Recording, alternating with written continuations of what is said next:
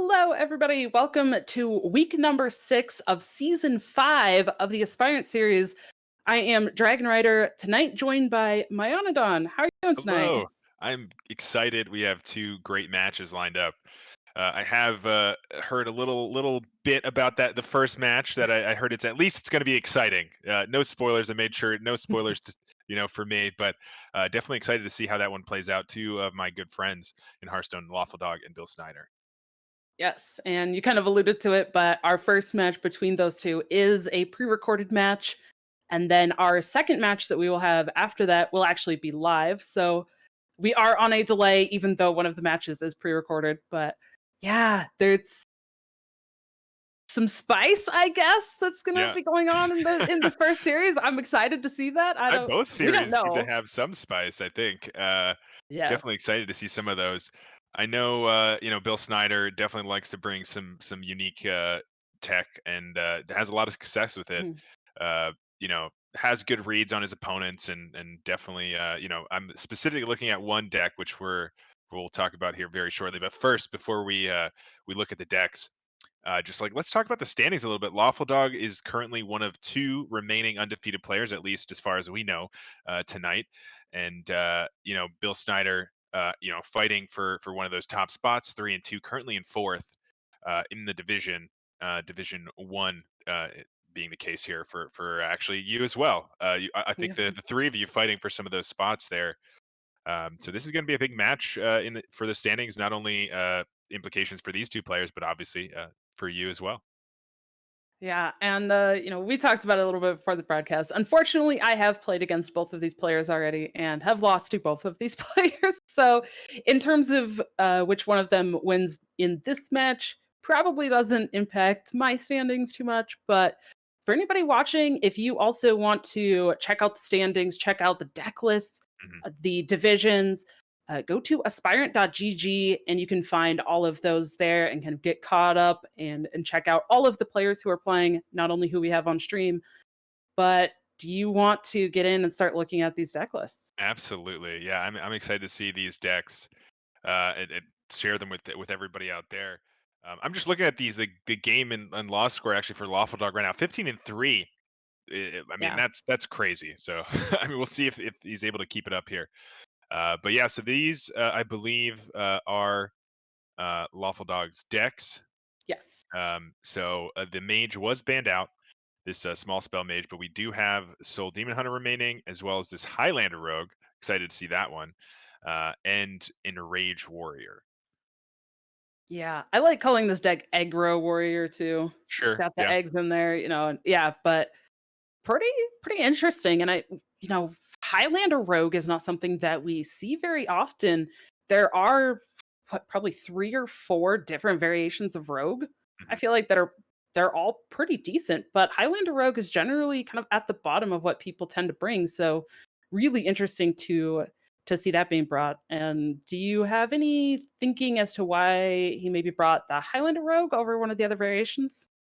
that's a really good question. I think people have been experimenting a little bit more since Druid has sort of fallen out of favor for obvious reasons.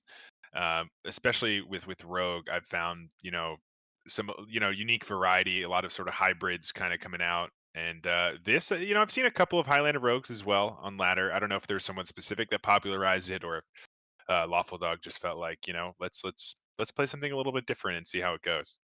I think sitting at undefeated is, in a pretty good situation for playoffs as is. Yeah. So the way that I keep thinking about this Highlander deck, I don't know if anybody remembers like one of the old episodes of Friends, where one of the characters is she cooks something, but like the wind blows the pages around. And then Joey is like, what's it, cake, meat, like what's not to love in this concoction? That's what this deck speaks like. That's what it reminds me of. It's Yeah, like it's got secret stuff, it's got stealth stuff, it's got big things at the it's top got end. Galakron. Yeah, it's got it all. It's a mishmash of everything, but it somehow works. And maybe we get to see some awesome like Zephyrus thing come out. Or Dragon Queen Alexstrasza like turning the tides. Mhm. But yeah, like you mentioned, Galakrond, Kronks, flick, just kind of some really really powerful stuff on its own anyways. Yeah, absolutely. And it is generally, I think, lower curve than Highlander decks we used to see.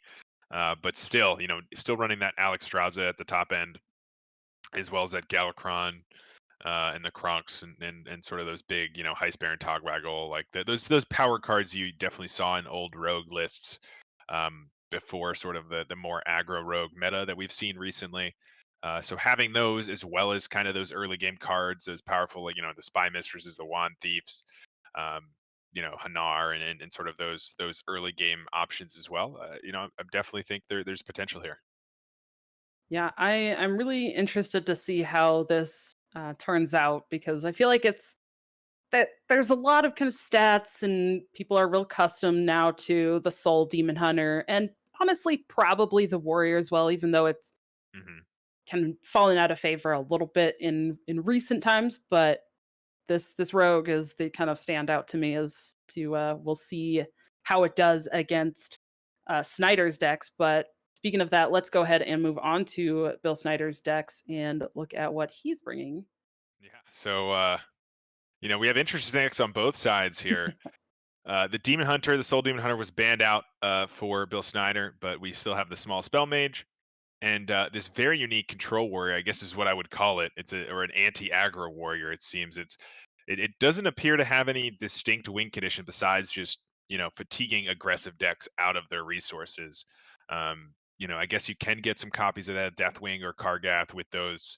Uh, you know, Risky Skippers in combination with Bloodsworn Mercenaries or other sort of ways to hurt your minions in combination with that. So there is maybe that sort of multiple Kargas and Kargath Primes, which could definitely close out a game. But otherwise, it's very just remove their stuff, stay alive. You got the Bulwark for the Demon Hunter matchup, and as well as some of those other aggro matchups, and then just that skipper early game combos with the Armor Smith, and then just general good anti aggro tools. Yeah, and I'm looking at it too. This warrior deck, I would say maybe there's some games or sometimes you could play for tempo, but Hmm.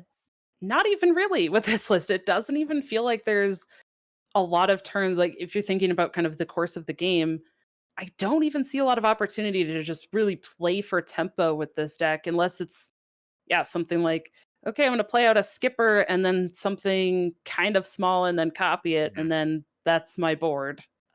Which still doesn't feel super great, I would say, but yeah, very anti-aggro, which we'll see if Yeah, that works out. I mean, with the kind of aggressive warrior and the Highlander rogue, maybe it works.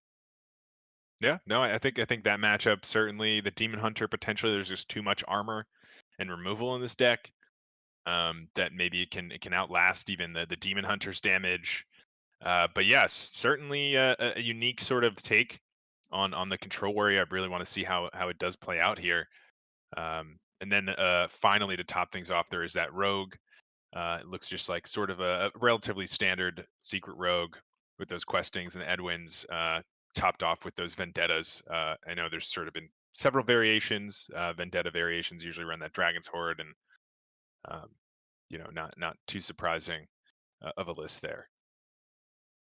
Yeah, a little interesting as well with those the underbelly fences. Mm, Um, I maybe those will pan out. That altogether though, just looking at this lineup, it does feel pretty anti-aggro. With choices like those underbelly mhm. fences, this anti-aggro warrior. Do you think that's going to end up panning out well for Bill, or maybe hindering here in this lineup? Yeah, I wonder if Bill had a read that Lawfuldog was gonna bring quite an aggressive lineup, which makes me think that definitely this would be an incredible lineup into that. Sans maybe the mage, but mage just does ridiculous things and can win any match. So I mean, I definitely can understand that. I think in this current matchup, though, it is going to be tricky. Uh, the rogue has a lot of value in that deck that it can generate, so fatiguing it maybe isn't the best plan. I mean, you have that Togwaggle in this kind of matchup. You could go for, you don't have to go for the discount treasure. You can go for, the legendaries or something. There's multiple sort of ways to generate even more value. You obviously have Galakron in the deck to just make lackeys over and over again.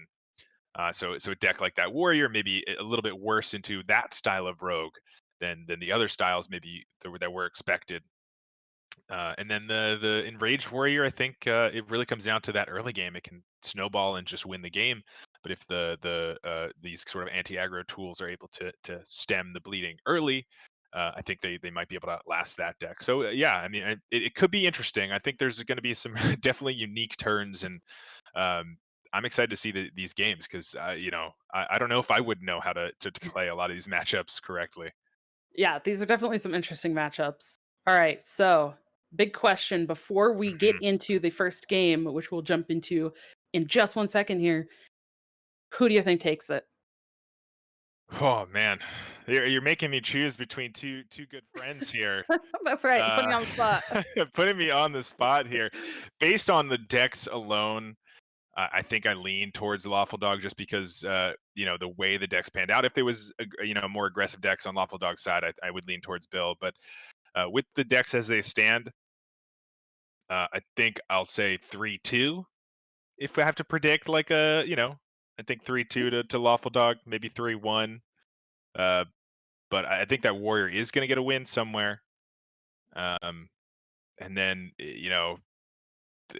the rest of the decks are just solid decks that can get a win. So I mean, it could go either way. Could go either way. But I'm gonna say Lawful Dog takes it this time. All right. I think I'm gonna agree with you on this one. Yeah, both of these guys, great guys, very good players, and like I said, for I've seen firsthand how well Yeah. they can play series and beat their opponents. But yeah, I'm just looking on the deck list. I'm leaning towards Lawful Dog, but I want to see this Highlander Rogue. That's the one Yeah. I really want to see. I'm excited for that. So I think unless we need to go over anything else, I think we're ready for game number one. Yeah. Let's jump in here. I think Billsnyder is spelled wrong there, though. Sorry about that. We'll fix that when we get a chance here. But let's jump in.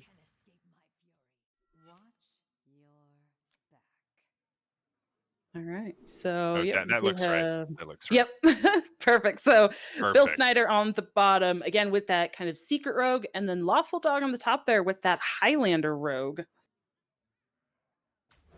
Yeah. Okay. Rogue on Rogue to start. Not the Love it. matchup I was expecting to see to start this off, but here we go. I'd have to think that the Secret Rogue is actually favored here somewhat, but it really comes down to what the draw looks like. Hanar, definitely a good early game sort of threat. Maybe you just even drop on two. No secret to follow up here, but the threat might just be enough into this matchup. Let's see. I think Yeah. it's got to just be Dragon's Horde though this turn. I Um, think so too. I think if this questing weren't in hand, I would like the coin Shadow Jeweler, but with that questing, like keeping that coin looks pretty enticing. yeah, Blackjack Center also an option here. I think just winning the board can be pretty important in this sort of matchup. With this hand, I'm a little hesitant about that. I guess there's no secrets right now, but just looking at the Highlander, rogue deck, there's definitely things that you might want to be bouncing later on. Is this one damage going to really be? Is like one damage chip per turn really going to be enough here? We'll see. Uh, hmm. This is a little tricky for Lawful Dog as well. I mean, most likely just dropping one of these secrets, but Mhm. it's a matter of which one does he want to play? Does he want it to trigger? Oh, Or, and there oh, is a wow. secret off the top. That could be really, really powerful Yeah, here. yep. And There's Hanar goes. there's the Hanar. And actually, the choice there by Lawful Dog to not play the ambush backfires. The ambush would have been beautiful to deal with the Hanar. Now, Blackjack Thunder can deal with it for this turn, but it does leave it available in a couple of turns to combo and do the Yeah. dirty trick thing where the ambush could have had a little bit of a better result in this case. Hard to say if it was wrong. I think the chances of them playing a 2-drop are less likely, I think, than a spell or something that turn. Yeah, especially knowing overall. that Billsnyder has the coin too. Mhm. So maybe it felt more likely that a spell would be played between all of the secrets or Dragon's Hoard or coin. Yeah, absolutely. And now could just run it back. Could just set up that Hanar again, or start doing something with this questing. Questing coin, Pharaoh Cat could be interesting just to start buffing that. You saw they didn't have a good answer for Hanar. They had Yeah, to remove it with the stunner. I like So that setting play up myself. another, yeah, setting up another questing here, or setting up a questing here that can start jamming. Whoa, the secret passage actually used. It looks like hoping to find backstab, I guess. Prep, It, it has to be one of those. A shadow shadow step, I step? guess. Yeah, not a bad Okay. result. That's surprising to me though. I mean, Yeah. there's not too many cards in the deck, and that's your a lot of your reload for later turn, I suppose. They playing around maybe something like eviscerate here, trying to get the questing healthy enough. It would have been a 5/5, which they would have had to trade into with the eviscerate. So I don't know. Yeah. Interesting. In this case, though, it looks like it's just going to be this shadow step to deal with this questing here. Yeah, and looking at the deck, so Bill Snyder's running 2 backstab, 1 preparation, and 2 shadow steps. Mhm. So I guess kind of 5 potential zero cost cards could have been drawn to play there, but maybe he was just going in on the hopes that, well, since Lawfuldog is playing a Highlander, it's less likely that he does have a way to answer the big Yeah, threat. yeah, absolutely. But here we go, setting up the miscreant, getting more juice for this questing in the future here. But right now, Lawful Dog just playing the tempo game. Was able to secure the board, and now starting to run away with it. Uh, and yeah, it looks like the 4-2, the stealth, is the one that Jandis that was chosen there, I believe. Yeah, it Which went pretty makes a lot quick, of but sense. Yeah, yeah. it makes a lot of sense here. The minion they can't actually target, dying to 1 damage is pretty good, especially when it's got reborn as Yeah. well. On top of that, you can sort of dictate that trade. That's quite a good result there for Lawful Dog. I just want to talk about this board state too. I mean, look at how the board has really turned around. Early on, Bill Snyder kind of had that lead and went kind of all in on building up that questing. And in a short turn or two, Lawful Dog just flipped that board completely around, put stuff back into Bill Snyder's hand, and then ended up getting a wide board of his own. And yeah, Wow. now I think you. Oh yeah, I like that. how does Bill deal with this? Yeah, now there's a choice of the backstab with the 2/2 to trade here Yeah, instead of using the 4/2 here. I like that, preserving that reborn. yeah. Yeah, this is gonna be Okay. tough. Well, another Okay. stunner. Oh wow. Okay. I don't know Those if we're are making it to turn 8 though. At this rate, this is pretty scary. It's got to be the stunner on the 7/5 here, yeah. Yeah, this and that's your hand only is secret for the Hanar too. yeah. Yeah, Bill Snyder just lost a lot of tempo those couple of turns getting Oh, the minions put back in hand. Oh my gosh. and then Kronks can guarantee drawing that in a couple turns. Polkelt also, now that we see the Mhm. Kronks, the next couple draws with Polkelt would be exactly Yeah. Dragon Queen into Galakron. Couple of options. I don't know if that's the direction you want to go at going into 8 mana. Maybe you want to save that for 9 or 10 mana. If it gets that far, could just go for the Yeah. Kronks here, just for tempo. Once again, just keep pushing that tempo. Lets you draw. Um, does look like Lofted is going to go for the Polkelt instead. Maybe have the Kronks available as a finisher rather than just use it to draw this Galakron now. Yeah. The next 2 draws, like I said, are going to be that Alex into the Galakron. But this current board might just be enough to do it without even having to worry about those next couple draws. Yeah, Lawful Dog has put a lot of pressure onto this board. And here goes the second secret passage. Oh, Okay, well, well, not the best. yeah, not exactly the result you want. Able to find a secret here though, Yeah. to at least slow things down a little bit. How much damage is that on the other side? 8, 12. I mean that's just enough, isn't it? Yeah, I If think. you just attack with the weapon first Yep. for the get down, and I'm sure that Lawful Dog will be playing around that here. Let's see how the turn plays out. Think. Probably really putting consideration into what the secrets could be, what the worst case is. Mm. But Yeah, okay. and there it is. Yeah, Billsnyder knows Yep. that with that attack, that will be it. And game one going to Lawful Dog. The Highlander Rogue takes it over the standard Secret Rogue. Able to find a lot of those important early removal tools for the Highlander, as well as just getting huge tempo swings in that sort of mid game, if you would call it that, around like turn 5. Yeah, really interesting. I'm kind of curious to see if the game would have turned out any differently if Billsnyder hadn't have used that secret passage so early. But it's really hard to say because there was a lot of answers from Yeah, Lawful Dogs, so a little bit difficult to say. But yeah, very quick game. I think usually when you think of Highlander decks, you tend to think it's going to go a bit longer, but that was a fairly quick game. yeah, you'd be surprised these days. I mean, the Highlander decks that are actually being played, you look at like Highlander Hunter is pretty much Face Hunter with just Highlander cards. It Yep. usually plays out that way. You have a little bit more, a top end juice, but really it's just you get Bran for 8 damage, and you get like Zephyrus sometimes, and then the rest is kind of just early game stuff. And, the same as that Face Hunter with a little bit more variety, just because you have to go Highlander. Exactly. All right. So with Lawful Dog taking that win with the Rogue, Yeah. now going to have to get a win with Warrior and Soul Demon Hunter.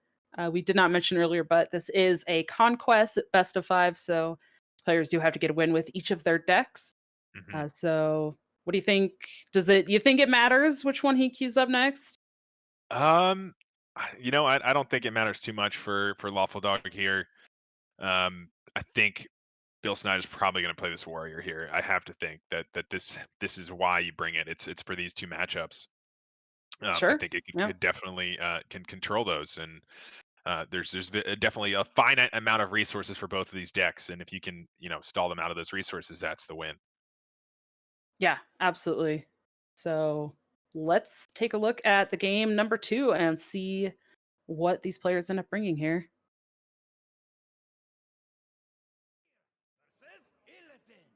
Wow. Oh, So the going in Rogue, with the Rogue. yeah, just saying, I need this Rogue win. I'm feeling the Rogue Yeah. win. This is it. This is going to be the one. On the other side of things, Lawful Dog bringing that Soul Demon Hunter, Spirit Jailer, Double Lapidary.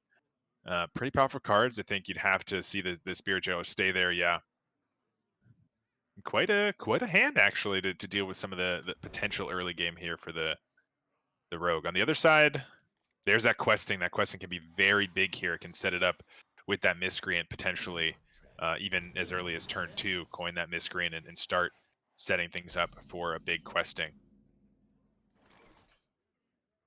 Yeah, really interesting. Billsnyder has now had the coin both of these games so far, Ooh. and the questing, but Interesting. Hold up. I'm really curious what which one do you take here? High Abyss Allura. I'm looking at the spells. I mean, the spells aren't too exciting to cheat out. So that definitely makes sense. Rafam, I guess, is just you know another potential win condition. Some things can go wacky. We'll see what yeah. happens. I don't know if we'll get there, but I'm excited to see if Rafam does make the board this game. I love that you used the word interesting. That's a very nice way to put it. I was just gonna say these are bad. Those were awful choices. I mean, Rafam can really turn this game on its head. That Good. For sure. If all else fails, this archvillain Rafam can make things absolutely wild, and that's what I love about Hearthstone casting. I want to see some wild stuff. Yes. Ooh, now is it time? It might be just the Q needed to do this questing, and actually gonna utilize his backstab Sure. uh, over the Vendetta, or both maybe to just juice this a little bit more. Let's see. Um, you'd think, most of the damage sort of totals that you're worried about um, are like, yeah, 4 right now at 4 mana. So I suppose that definitely makes a lot of sense to just leave it at 5 here and hold on to that Vendetta. Yeah, I don't mind it at all. Especially using the Vendetta in combination with the Evil Miscreant and then possibly one of the lackeys to really clear something up. Uh, that doesn't seem bad. Plus, looking at the hand, I mean, this Rafam is going to be sitting there for a while. These Wand Thieves are going to find mage cards. Like, the Vendetta will be 0 cost for quite a while.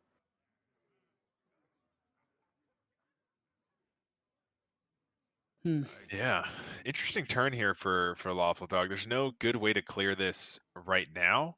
Yeah. Um, could try to set something up with Marrow Slicer here. Next turn you have the Soul Shard, or the Soul Shear and the Shard Shatter Mystic to do even more damage, or Blade Blade Dance in combination with something. Might just see this go face here. Yep. Just to set up maybe a Shard Shatter Blade Dance. Does look actually like the trade is happening just to guarantee sort of that the health total is going to be low enough to do that combo here. And that is a lot of damage coming out of this questing. This is quite a big questing here. Yeah. Hmm. Yep, Ray of Frost can help later. See what comes out of the second Wand Thief. Oh, Deep Okay. Freeze is huge in this Yeah, matchup. that is super Wow, and good. actually, this Ray of Frost is really surprising to me over the Miscreant. Suppose just hedging the. I don't know. That's interesting. In this case, though, Soul Shear, Shard Shatter will deal Yep. with this, or the Blade Dance. Maybe you Yeah. want to wait for Magtheridon Shard Shatter. I don't know if you can do that, but certainly a consideration here when your weapon is so powerful, and the Blade Dance probably not going to be able to land on anything for a little bit, or at least anything big. So holding on to the swing there, so the Blade Dance can have value here in a bit. Yeah, I like that a lot, but definitely Lawful Dog really needed to clear that questing out that turn. That was just way too Oh big, and there's no yeah. healing or anything, so it was pretty important that Lawful Dog killed that. But I think this gives him a little bit more flexibility now. He kind of has a little bit of breathing room. The board right now for Billsnyder isn't really that threatening. So I think you can kind of just sit back a little bit this turn, try to find some more resources, and see what else he can find over the next couple of turns. Yeah, we know something that that Lawful Dog has no idea about, though, and that is there is a clock here, an 8-turn clock almost. Obviously, the sociologist can maybe deal with these, um, ice elementals or the water elementals, but uh, Sand's a good enough sociologist. Once that comes down, it could just freeze Lawful Dog out of the game. Yeah, That might even come down to it with this Edwin coming down here. I was gonna say we might even just see a tempo sociologist on 7 anyways. Just because generally going wide against Rogue is pretty good anyways, right? There's not a lot of ways for Rogue to deal with wide boards, so Yeah, wow, 5. That's a yeah. pretty good result. 3 of them have to go into this big Edwin, but 7 mana, 5/5, and 2 3/2s. I'll take it. Yeah. Just And saw clear your that opponent's vendetta board. too. Yeah, right? That's the big one. Pretty good turn. Ooh, the Ooh, Zixor. interesting. Is that better? That's pretty good. It gets a free trade now and still 6 on board to cause problems next turn. Yeah.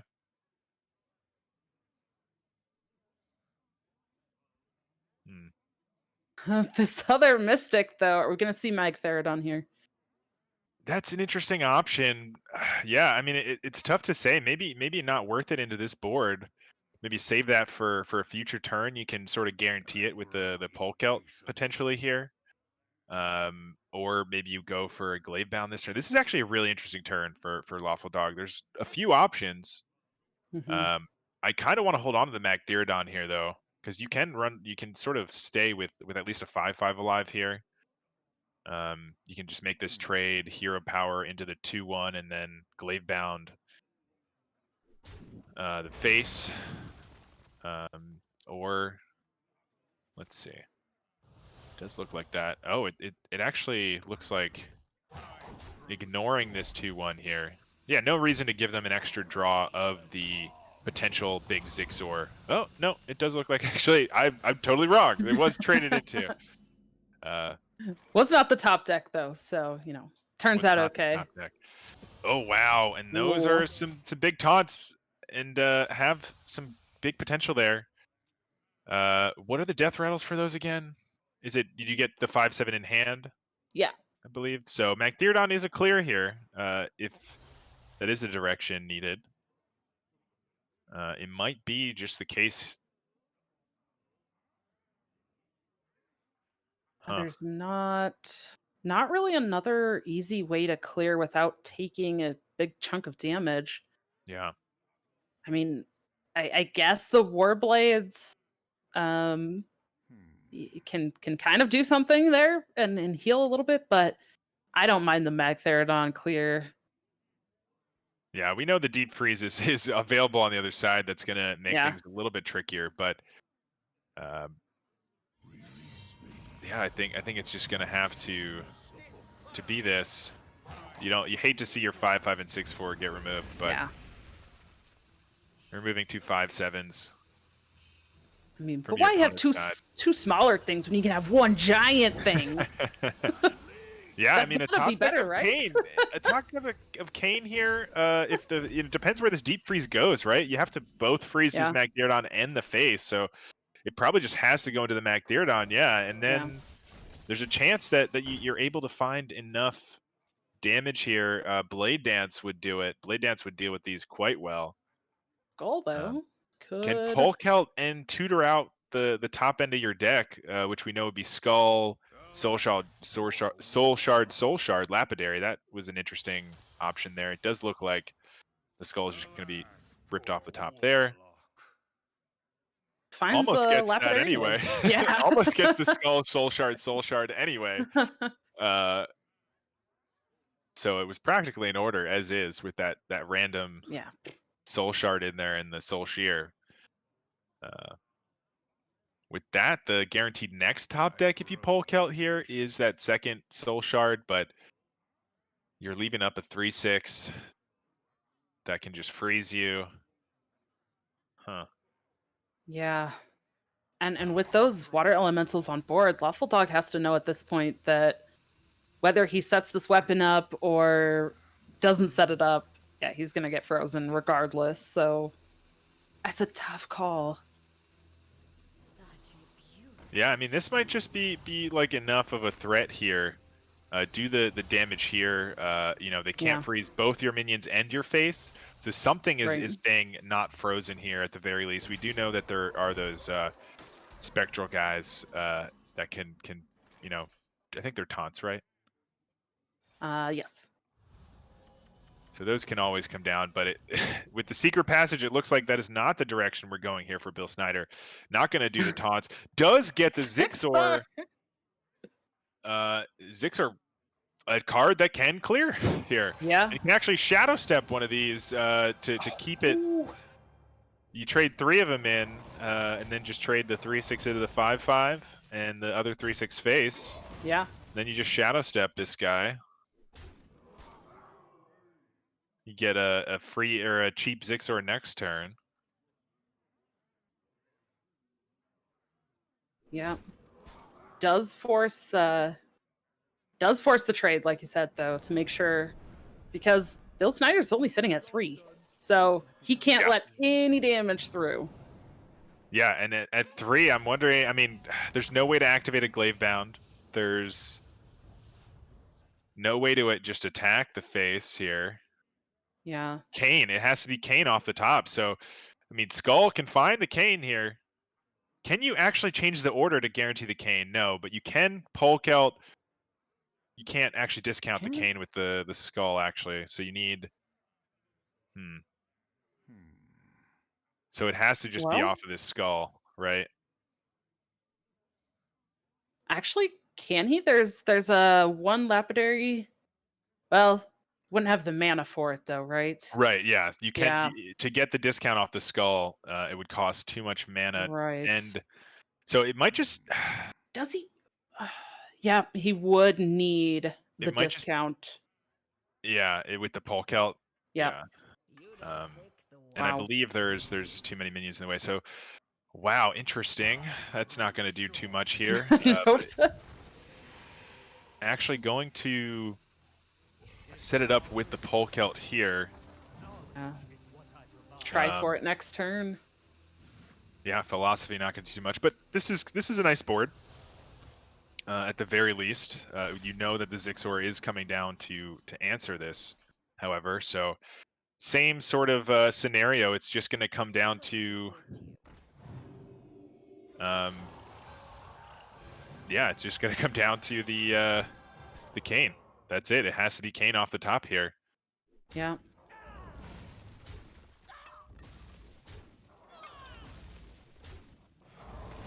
Surprised with that knowledge. I don't know if there's any better play there for Billsnyder with that knowledge of the Cane potential here. Uh, yeah, the discount doesn't matter, Yeah. so He should just just gotta find it. go for the Cane. Is it that last card? It's gotta be, and there it Yes. is! Oh my Oh man, what a turn there. Bill Snyder Oh. almost able to survive, but the Cane, the only out after that. Oh man, Yeah. 2-0 Wow. here so far for Lawfuldog. I, I don't know. I mean, that sometimes that'll happen. I think knowing the outs and just knowing that 3 damage is exactly what you need, setting it up and finding the Yeah. Cane. Uh, yeah, what a result. Yeah, and that is another reason why, yeah, the pull Celt and knowing what's in your deck or what's left in your deck. Yeah, he Yeah, absolutely knew that he could draw that yeah. because of the things he'd already gotten throughout the game. So, Hmm. yeah, extremely well thought out there. But I just want to also bring up the point that I really do like the plays from Bill and Oh, getting absolutely. that Zixor Prime out and then Yeah, getting the copy back to his hand to do it again. Just he was also playing to his outs there as well to try to keep freezing and try to close out the game on his end. So extremely well played on both yeah, sides. But Lawful Dog, yeah, finding because of that bulk out, getting that yeah. Was it answer. was it a 50-50? Was there still a Mara Slicer in the deck, or did we find that last Mara Slicer? I can't remember. Because there was Kane. So We already saw the Polecat. We saw the Magtheridon. We saw one Marrow Slicer. I'm pretty sure, for oh, sure. that's right. Yep, there We've was. seen, So yeah, and so it was the last card. It was a 50-50, I think. If it I was. could be You're wrong, right. maybe we saw the Marrow Slicer and I've forgotten, but I think there might have No. been one more Marrow Slicer in the deck. No, I think you're right. Yeah. So that was Yeah, extremely very close. close. Yeah, Basically, if he didn't draw that, then he was dead. So incredible setup from both sides. But I have to ask, Bill Snyder now is down 0-2 on that rogue deck. yeah. You think he brings it for game 3? It's got to win at some point, I suppose. But Yeah. maybe you just want the points here. The points are still important. Getting Yes. those game wins still matter for those standings. In the long run, if your tiebreakers are coming down to those. So, uh, Yeah. maybe we will see that warrior. I really want to see this warrior. I want to see this control warrior. I want to see what it does. Yeah. I am with you. I want to see the warrior, but interesting the warrior versus warrior match because now with Lawful Dog taking that second game with the Demon Hunter, that means he's just left with that enrage, aggro warrior that he Yeah. has. But I I don't know. Is that the target of Bill Snyder's warrior? Is it good enough? Because I feel like Yeah. that warrior from Lawfuldog could build up big enough things that Billsnyder might struggle with that warrior of his own. Yeah, I think it'll come down to finding those sort of important tools in like the coerces, Yeah. the blade storms, ways to deal with those big things. Because usually they're, it doesn't go too wide unless at least the scary stuff isn't too wide for the enraged warrior. So we'll see. With the eggs, like you said, Mhm. some of the removal kind of falls short or shorter than you'd like. Yeah. Um, but I still think out of the decks, either you take a shot with the mage. I think mage can beat anything, or you try out this warrior here. I don't know if Yeah. I would feel comfortable going on that rogue after two straight losses there.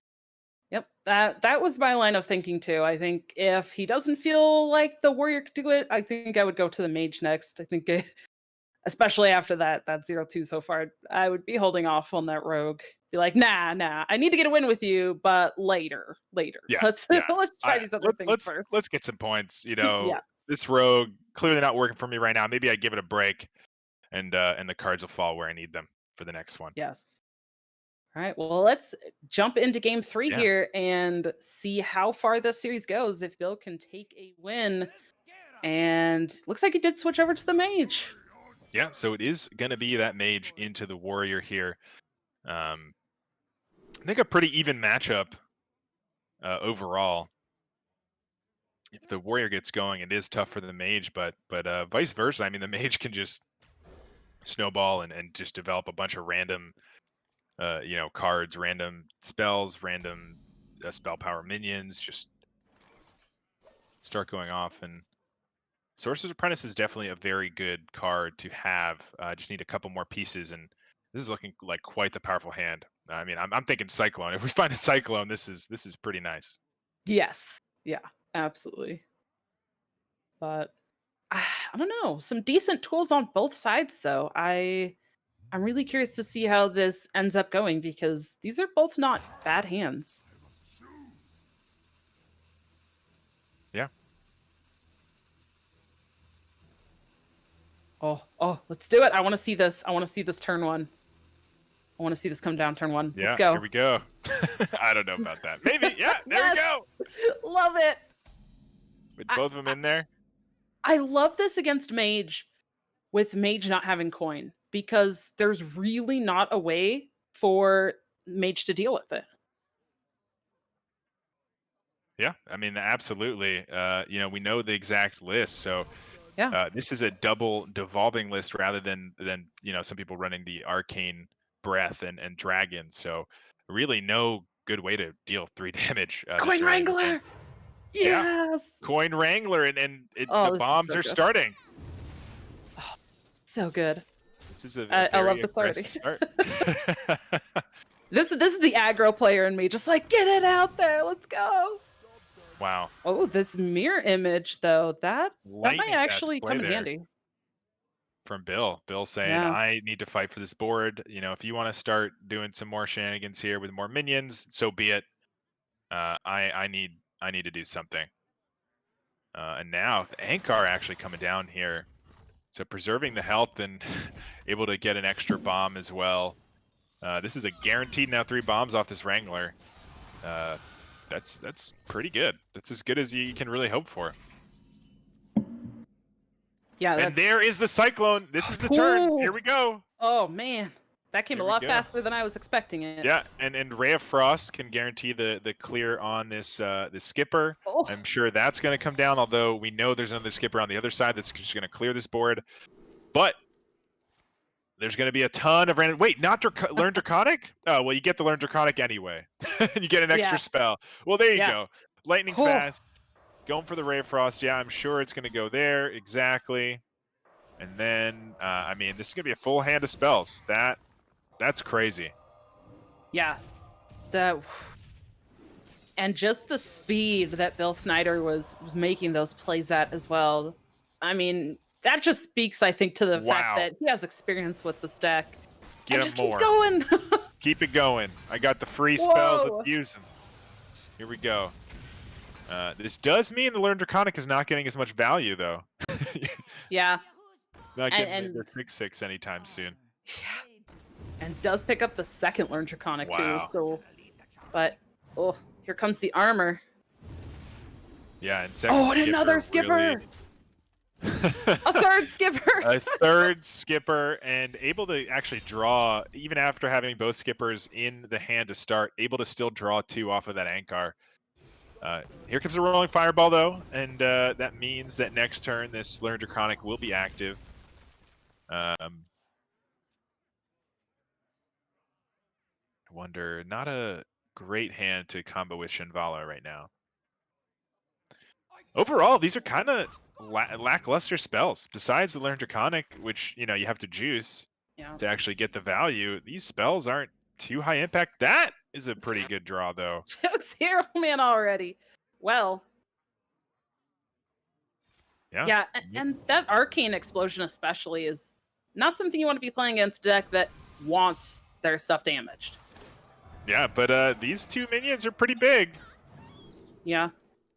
Another Ray of Frost here just to keep slowing the opponent down.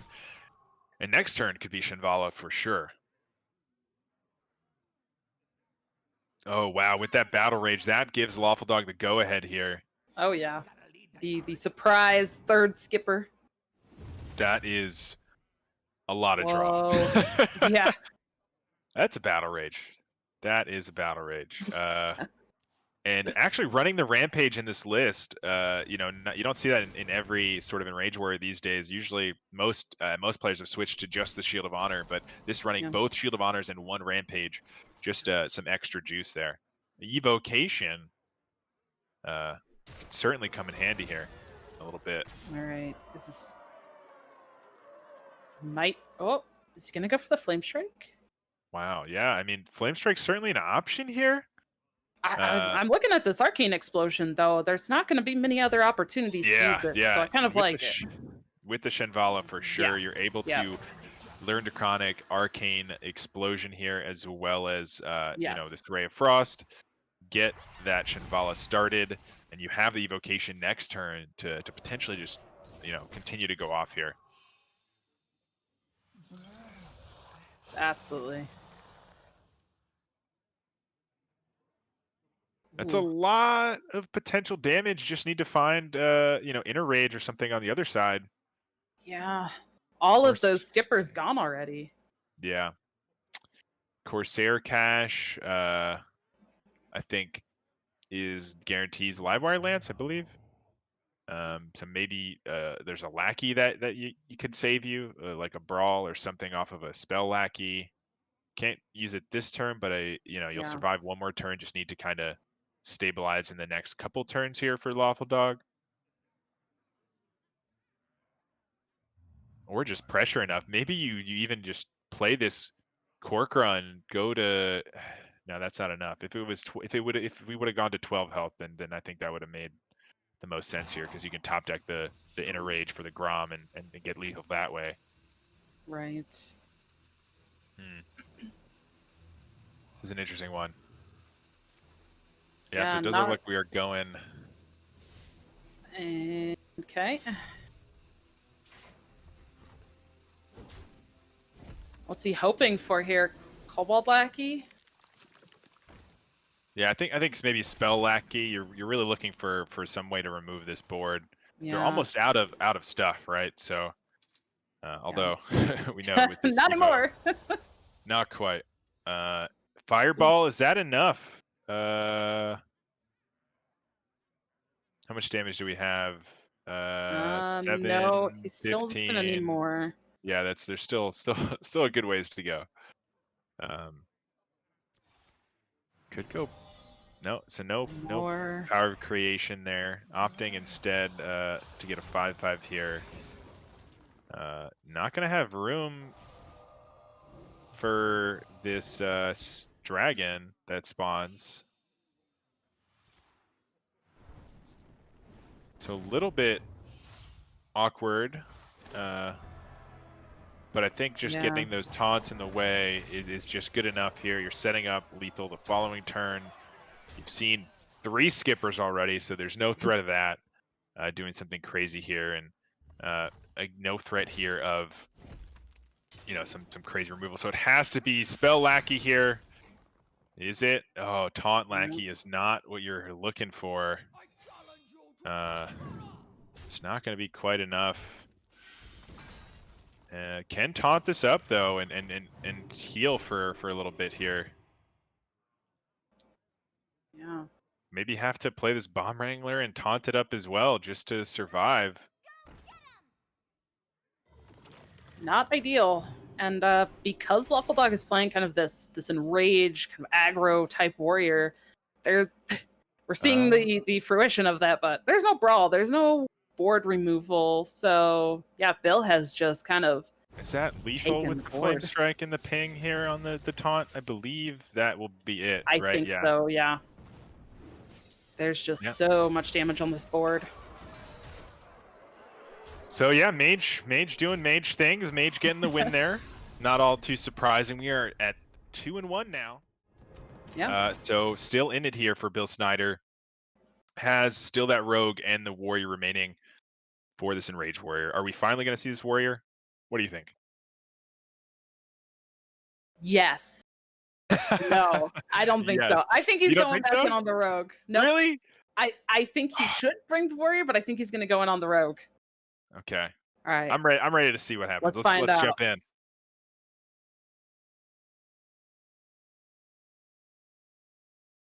And it is.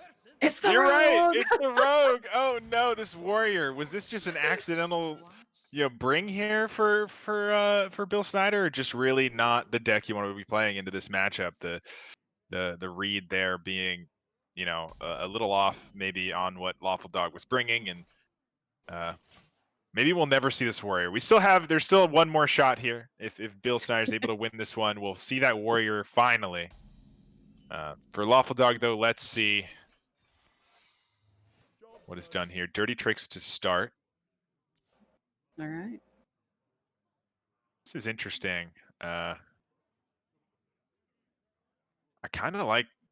I mean, this egg. There's a lot of setup here. I mean, you can copy it after enraging and shielding it next turn and doing some crazy stuff, and there's not too much that you can answer with. Would have to have like both of the blackjack stunners to deal with that. Yeah. Another Evo. All right. Got to play Evo in every deck here. Right. Yeah. Now though, is it gonna be the coin here just to be able to do everything? And yep, there it is. Yeah, there's the big copy. And like I said, sans a secret plus double blackjack stunner. There's not a really great answer here. Yeah. Not really. Looks like maybe we're gonna look for a stunner here. So gonna plagiarize first. Just hope to get at least one stunner. Slow things down here. This is a big risk. If you don't find a stunner here, I mean, with the Shadow Step's not bad. Dragon's Horde, no stunner though. That's really the big one that I think Billsnyder was hoping for there. Yeah. And I mean, this is just kind of what this Warrior deck can do, right? It's just freeze again. No. Well. Okay, well, Vendetta doesn't do much. Does clear a 5/2 and leaves a 3/4. So essentially removes 2 damage. Yeah, it does get rid of the death rattle, which, when you're not finding those stunners, could be quite significant here. Corsair Cache on the other side, though. Gonna be pretty nice. Oh, actually top decking the Ankar instead. Played it so fast we didn't even see it come to hand.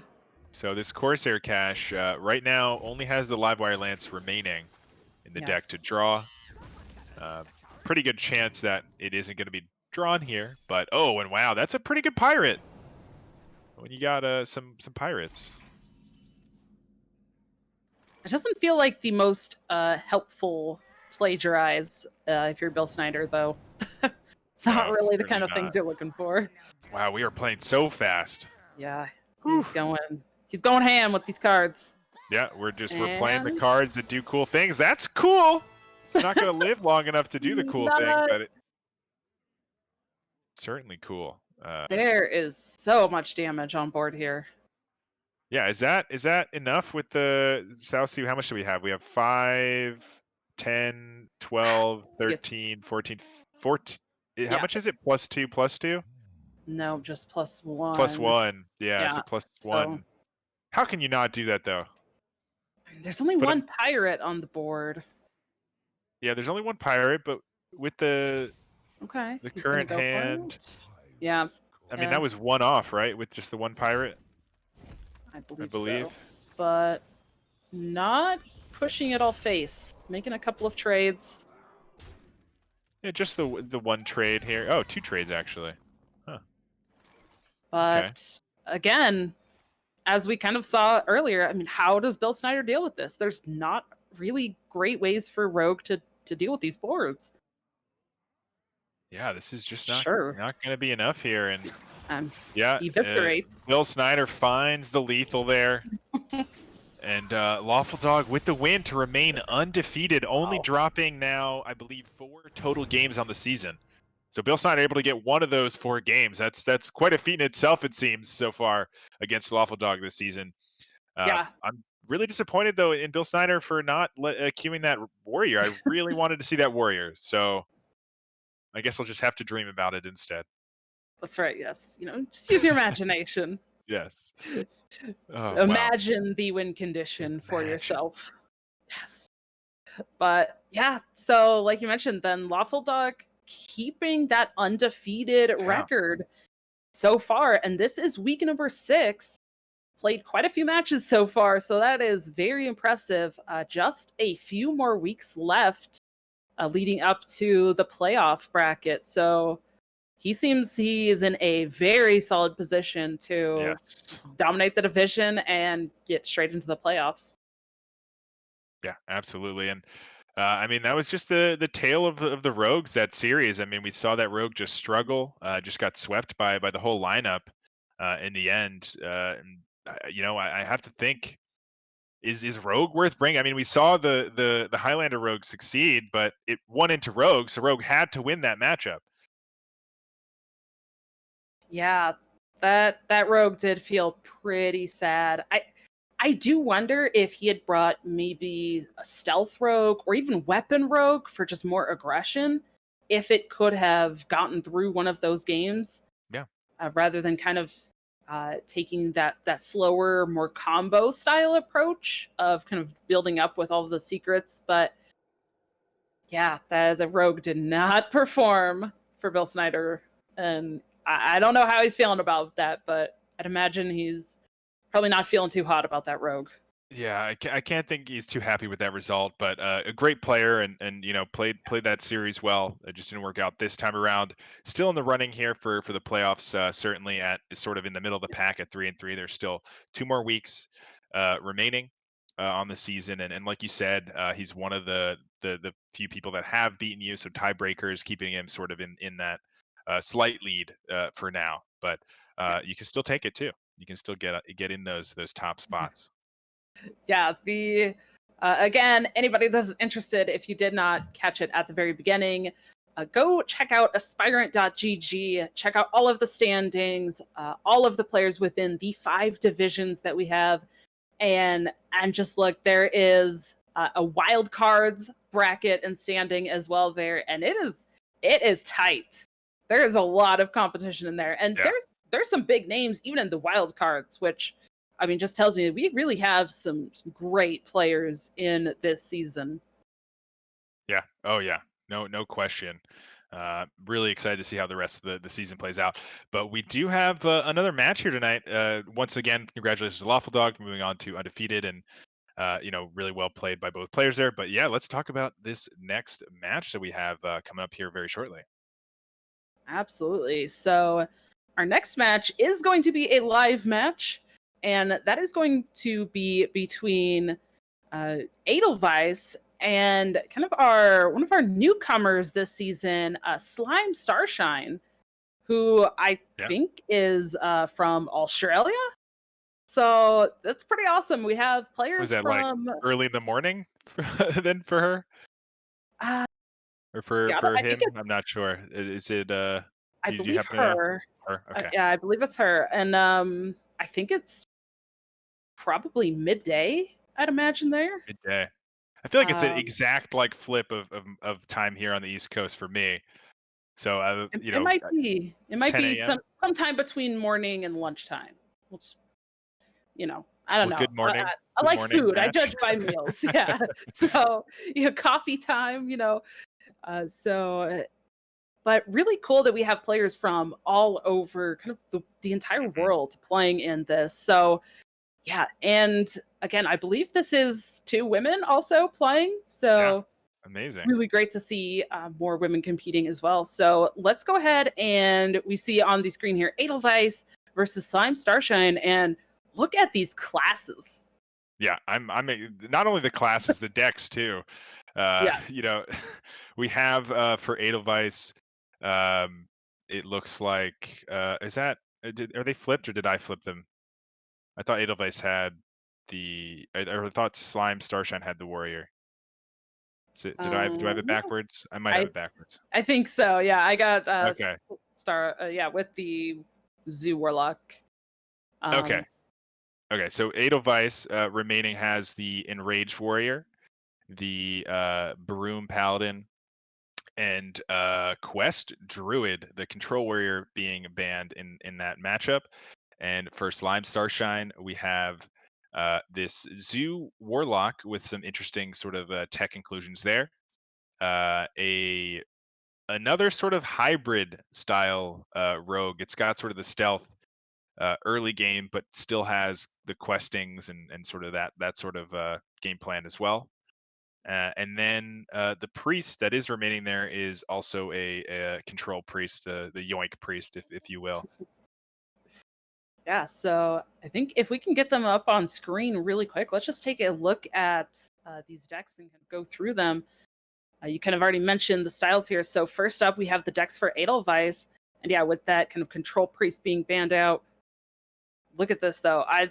I love this lineup myself. I feel like this is pretty close to lineups that I've been bringing, but I love this choice to bring this Quest Druid. I do want to give a big shout out to Edelweiss. Last weekend, she actually did take second place in the Supergirl Gamer Pro. Yeah. She played for 9 weeks and ended up getting a ton of points over those 9 weeks, and then ended up moving all the way to the finals and taking second place in a single elimination bracket at the top. And she brought a really interesting kind of heal fatigue druid for that. So to see her now bring this Ooh. quest druid, yeah, she's so good at bringing like the spicy decks and always changing it up. So I really love her bringing this here. Uh, but nothing really stands out to me, I guess, in this. Maybe other than that Blood Mage Thalnos. That's a little atypical, I think. Yeah, maybe a little bit more draw there. Not too bad with the Starfall as well combo. Crystal Power, things like that. Yeah, I could see that being interesting. I haven't seen too much of Quest Druid. I know people have started playing it a little bit more again since the Druid nerfs. Yeah. So I'm curious to see how it does play out here. But yeah, Edelweiss, a local Philly player as well. So we're good friends, and we're interested to see how this matchup goes. First time casting for Slime Starshine, but again, really great result so far this season: 14-5 in game wins and losses, 4-1 on the record. Both these players in good position here for playoffs, but a win here would really solidify that for either of them. Yeah. And talking about hers, let's go ahead and switch over and take a look at the other deck lists here.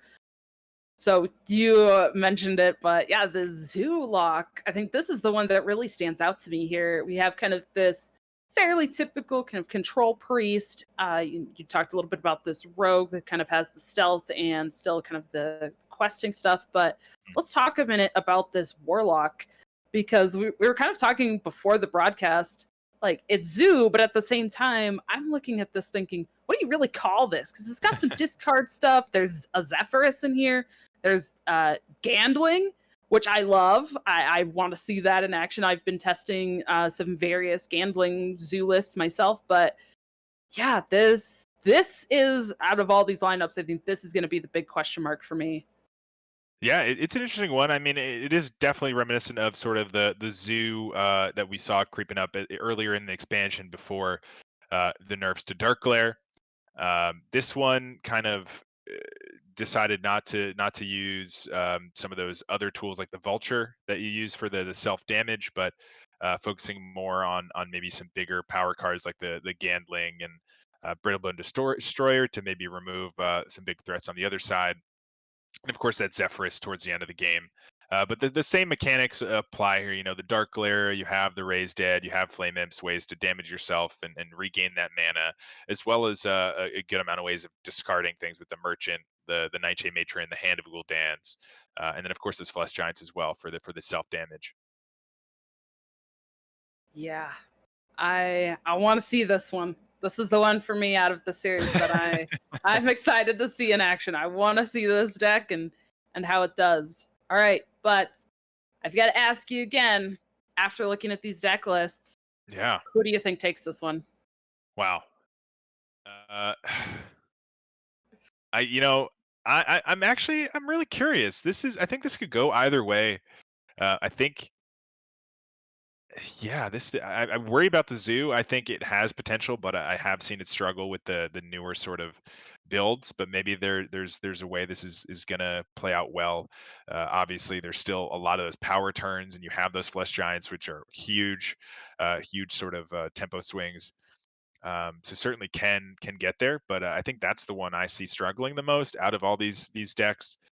So I lean towards Edelweiss taking this, but in Rage Warrior on the other side, also I think could have some struggles here. So I think those are really the ones that whoever wins with their either the zoo or then Rage Warrior, I think is gonna come out on top here.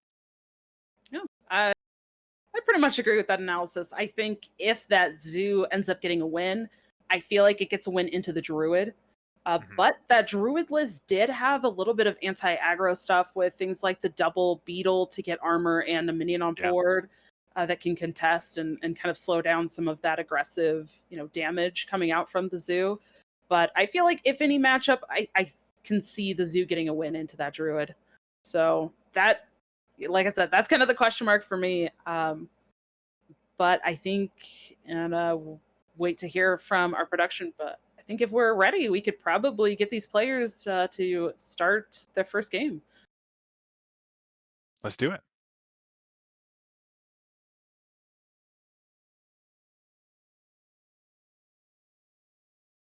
And, I do want to mention a slight difference that I did see in the warrior list that Edelweiss brought, which is still that in Rage Warrior versus what we saw from Lawfuldog, is you kind of pointed out that interaction of there only being the Ankar plus the one weapon. But I did see two live wire Yeah. lances in the list from Edelweiss. Yeah, I think a couple of other differences. I believe Lawful Dog only had one Corsair cache as well to sort of balance that out, only having the two versus the three weapons. Right. Um, So yeah, I think there might be one or two more changes, but overall, yeah, very similar list. Still Yeah. running that one rampage as well, Yeah. which you don't see in every single list either. Um, Double cork round elite. I don't remember if Lawful Dog had two or just one, but those I think the big sort of standout cards there. So a Yeah. lot of reach over the top with double cork run, the Grommash, and obviously the big combos with the Bloodsworn, the Inner Rage, the Shield of Honor. I mean, the Yeah. Rampage as well in there. Yeah, there's definitely there's definitely a lot of potential damage from hand if you don't just snowball with those early sort of the minions. Yeah. And again, we're very familiar with Edelweiss, a bit less familiar with SlimeStarshine, but like you mentioned, been performing very well in this season of Aspirant here. But I know for a fact Edelweiss has a lot of tournament experience, and I'm not sure what that competitive experience with that tournament has been like so far for Mhm. Slime Starshine. So I'm excited to see this match and how the both players really navigate these matches. Yeah. All right. So match one, Slime Starshine with that rogue, the sort of hybrid, I want to say stealth miracle hybrid almost with those questings. Definitely more heavy on the stealth, but has those sort of big snowbally cards. And then on the other side, that enraged warrior to start. So we'll see. I mean, interesting matchup. I think this has to be a good one for that warrior, right? Has to be. I Like think so.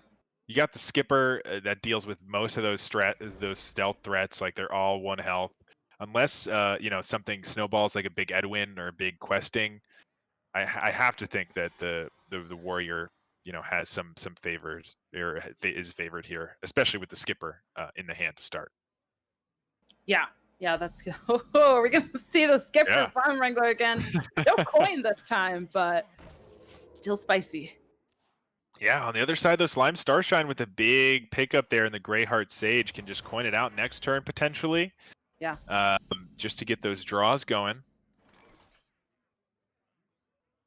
Yeah, the big question is, do you want to play the Edwin instead? Just make a 4/4. You have the coin. It feels bad to waste it and not use it on the Edwin.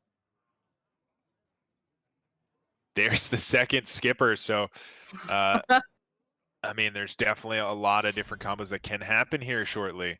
But Yeah. right now, just having to outlast this big, 4/4 for a couple of turns. Ooh, that witchy lackey pickup is a little bit interesting. But yeah, this Greyheart Sage, I really like it here. I mean, we can see as casters, we can see that, I mean, both risky skippers, but even just one risky skipper plus something else does clear off that stealth minion. Hmm. I like taking advantage of the Sage and getting this draw while she can. Picking up even more stealth if she really wants it later. Yeah, could potentially even go for a guaranteed more draw with the Sage. You have the Spy Mistress Worgen and the Shadow Step, but I think this is a tempo game. You want the board. Now, just gonna have to answer here with this Bomb Wrangler. Pretty good answer though, able to clear off most of this and fight for the board here. The Cobalt Lackey will kind of help with that a little bit as well. But the Lillian pickup. Yeah, these stealth minions feel pretty bad with that skipper on board, unless she really wants Yeah. to trade. Yeah, I think if you do go the stealth route, you have to trade into the skipper, and Yeah. obviously we know on the other side of things, there's that second skipper ready Yeah. and available to just make this a pretty unfortunate trade. Arcane Explosion, interesting, considering the health totals of these, but I think going for just more value, and I mean this is looking like mage. I don't remember what class we're playing here, but I mean, isn't every class just mage in a Primordial different Studies, skin? yeah. You have the Primordial Studies Cram Session chance there. You have the potential there for the combo, but instead, yeah, I like setting up a brand new Edwin here. Yeah. I like the choice of taking that Ray of Frost as well, just knowing that there could be something kind of big coming out in the next couple of turns that, might not necessarily be able to go face, but if it does go face once, it's going to get frozen after that. So I kind of like that Ray of Frost pickup.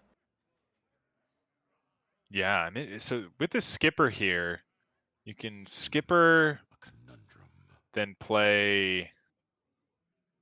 Is Kobold enough if you deal damage to the 10/10 there, and then you get the Bloodboil Brute? That's depending on where this bomb goes. Is that, though? Does it discount the Blood Boil Brute enough? Or do There too many things will die? be 4 minions. So actually, it's going to be Yeah, I think too many things die off the board. Oh, wait, no, the skipper's from gone. one. From one, yeah. The skipper is not. Huh. Okay.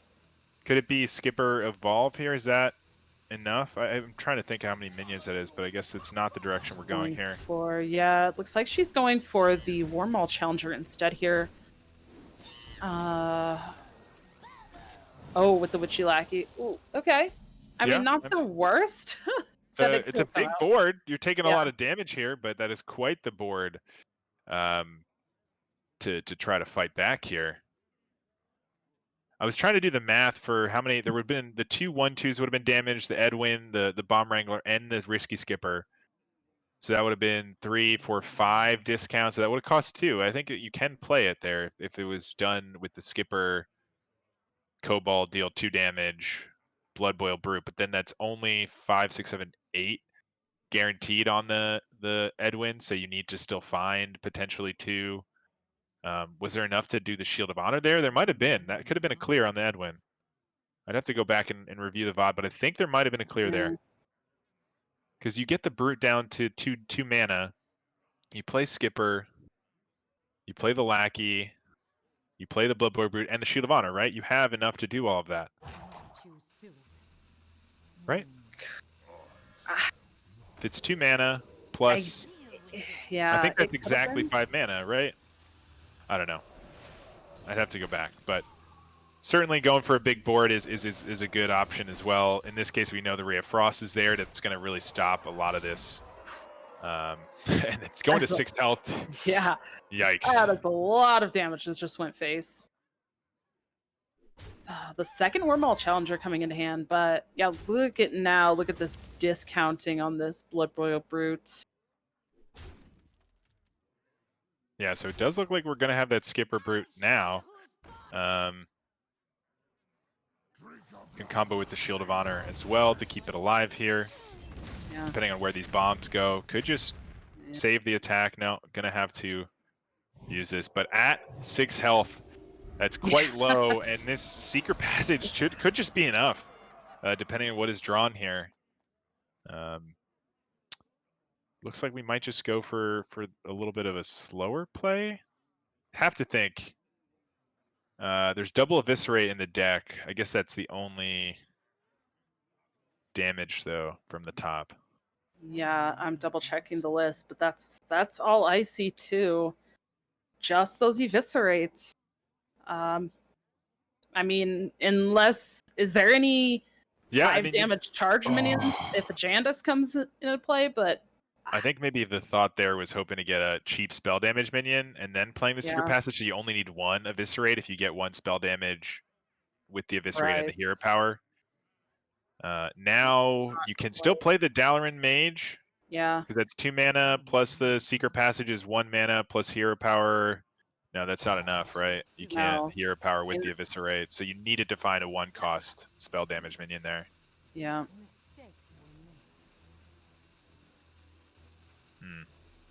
Yeah, you really don't like playing this Worgen into this board. No. Doesn't really feel super great to play any minion because of that bomb that's still there that's just going to die immediately to another minion being played. But I guess just to play something and hope that that bomb does trigger and the minion soaks up damage. But, look at this. These Corcrons. Yeah, I mean, is this ever lethal? No, right? I don't think it's quite. You would have to hit. You'd have to hit a big enough bomb, right? It can be, right? Corkrun does 4. If the bomb, you have 2 more damage out of those at 6. So the bomb would have to hit 6 or 4. I mean, right? You'd have to hit a 4 bomb to the face. It's very unlikely. Yeah. But, I mean, you go for it, right?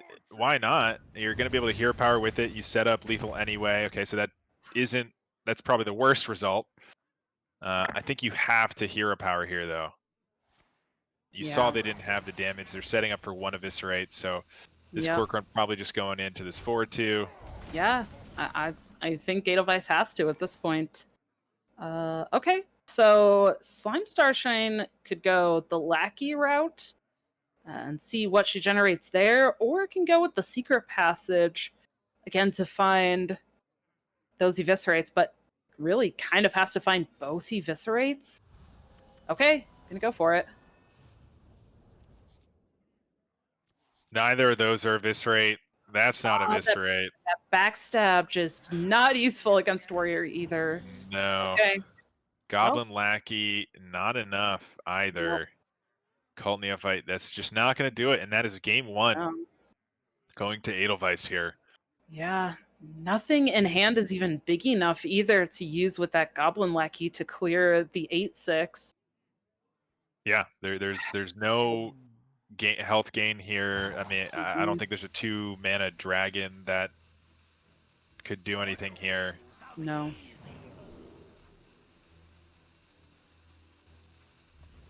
Yeah, that's going to be game one.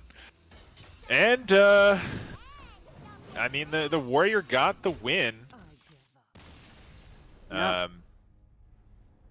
So I have to think that it's even more favored here for Edelweiss. I think the quest druid obviously being a question mark for me. I just haven't seen too much of it, but I have to think it can do decently well into everything but zoo in this Mhm. lineup. So we'll see if that is the case. Do you think Edelweiss brings that next, or do you expect this Broom Paladin?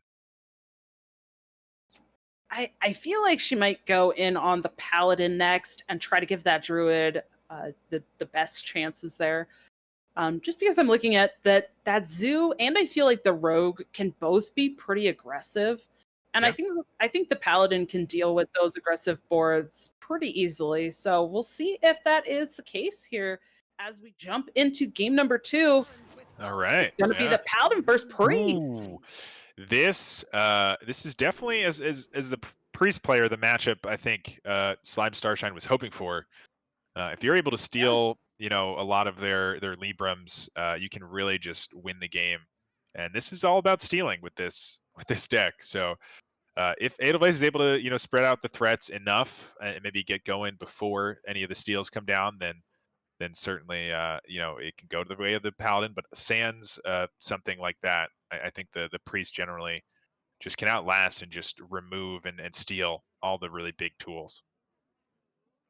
yeah. And for Edelweiss, so starting with a minion potentially for turn 1 and then into that And turn it's 2 all. Hand of a Doll. It's pretty good.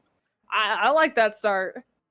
Yeah, Cabal Acolyte, pretty good for yoinking things Oh yeah. as well on the other side for Slime Starshine. Let's see if Edelweiss decides to keep anything besides those two. It does look like actually, yeah. Okay. So keeping the loot hoarder as well. Yeah, I like that. I think I would have done that same thing. That Ooze, though, coming in hand, not going to be very useful. Pretty much just a tempo play at this point, or in this matchup. Ugh, these dragons. I don't know. What do you think? Well, Spellkin is something you already play, so Yeah, I figure it's that's, probably the one that you like in your deck, at least enough to play it. So yeah, I like that choice there. And one cost spells to combo with the Acolyte, with the Sethic. Just all ooh, part of the game plan. Now, I don't know if I like that. I don't know if I like that play at all. Their turn 2, what they want to do is something like Hand of a Doll, yeah, which is just perfect into this. yeah, and this this little dragon here, this it's not something you usually like, but right here, this looks Do you ever really coin the Guardian Og Merchant here after or before you trade as well, just to preserve the health? I know we know the Holy Smite's on the other side, but I I think I don't it know. is a good play, but just looking at the context of the hand for Edelweiss, she Mhm. doesn't have it, like, it's her only spell right now, and Yeah, she's for also the. sitting on the Penflinger, and she just drew that High Abbess Allura, so Mhm. I think if she had more spells, she probably would have. Yeah, absolutely. But now with that draw, gonna slow things down a little bit.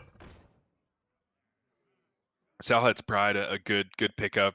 Pulls your brooms, your pen flingers, um, all the good stuff, really. Yeah. Okay. Multiple options here, but I kinda just like this Falcon. And double wave of apathy. I mean, that certainly helps with stealing things in Oh, combination with yeah. this acolyte. Whatever is played here, if this high abyss does come down with like coin something, could backfire a little bit. It does look like we're not going that way though, based on playing this first, you would assume the high abbess would be played before the coin if that was the direction that we were going. Yeah. Oh, it does look like a Maybe change of she's mind changed here for her Edelweiss, maybe. Okay. She's really taking her time to think about it, Yeah. though. I mean, Libram of Hope would be pretty insane here. It's always a result you think about. There's quite a few options, though. Libram of Justice, not bad either. Okay. Well, And could combo that, yep, with that Aldor attendant here.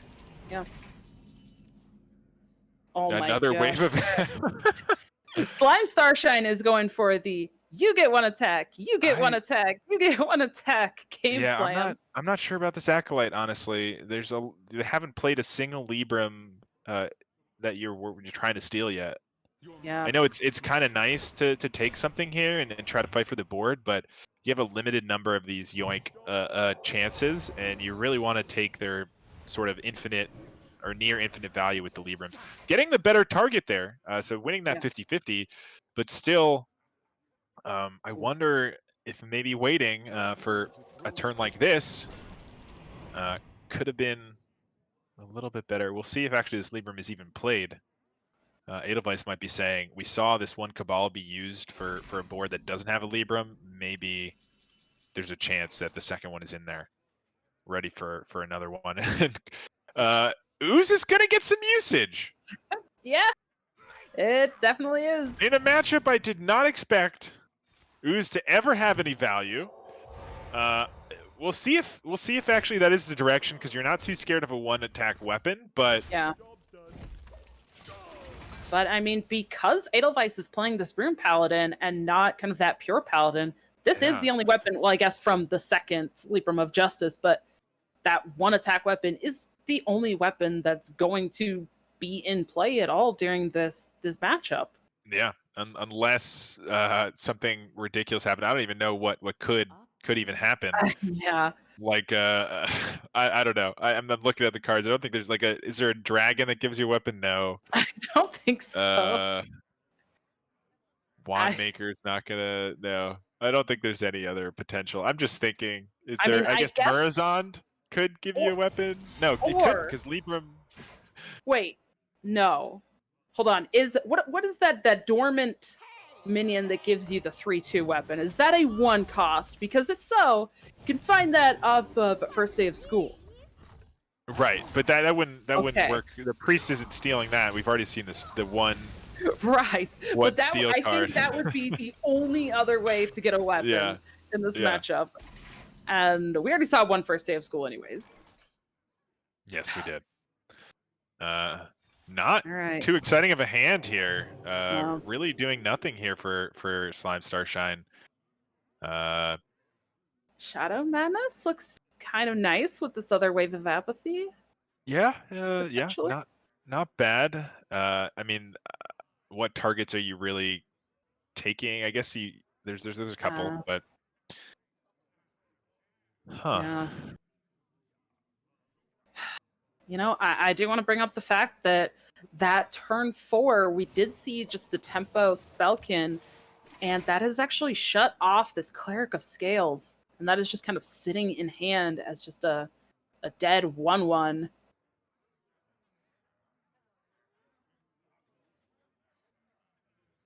Yeah.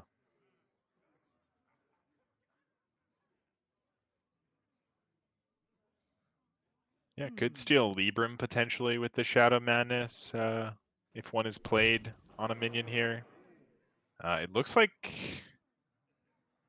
there might be a Libram played. If we're playing the Penflinger, you have to think the Libram's played, but that would be surprising considering you would have probably. Oh, so this is actually going to be used to draw here and kill this Salhead's Pride. That's interesting. I feel like you have pretty good board here.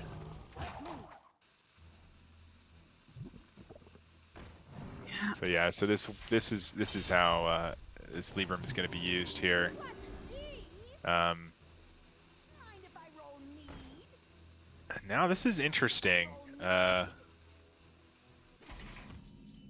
Could potentially steal.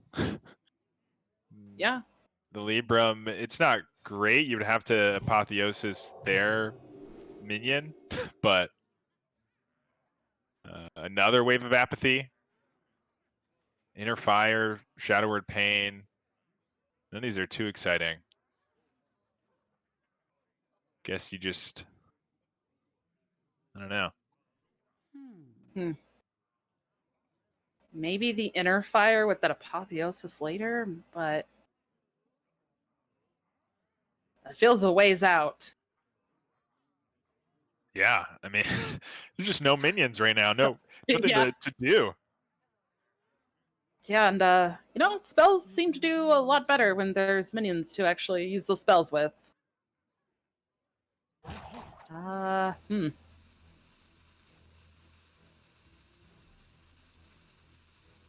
Yeah, that's a tough one. I mean, Yeah. looks like this Shadow Menace is going to be used here just to get steal one draw away. Whoa, actually, in combination with this Apotheosis, yeah, I guess it does trade in. I'm surprised by the Apotheosis, though. I guess it's just to clear the ooze. Yeah. I'm interested by that. I mean, you're just giving them the Libram back, and you've used now. Huh. I do love a good study. So it looks like this Libram is not going to be played here, based on the order. I would have to think. So yeah, just taking things a little bit slower here. Might have to combo this Wave of Apathy with Pain just to remove that. Ooh, Yep. has a way to steal something. Your mind is not your... And has the Pain to answer if not able to steal the 4/5. Yeah. Odds are not great, but we did see the last time working out. Oh, that's the worst one. Yeah.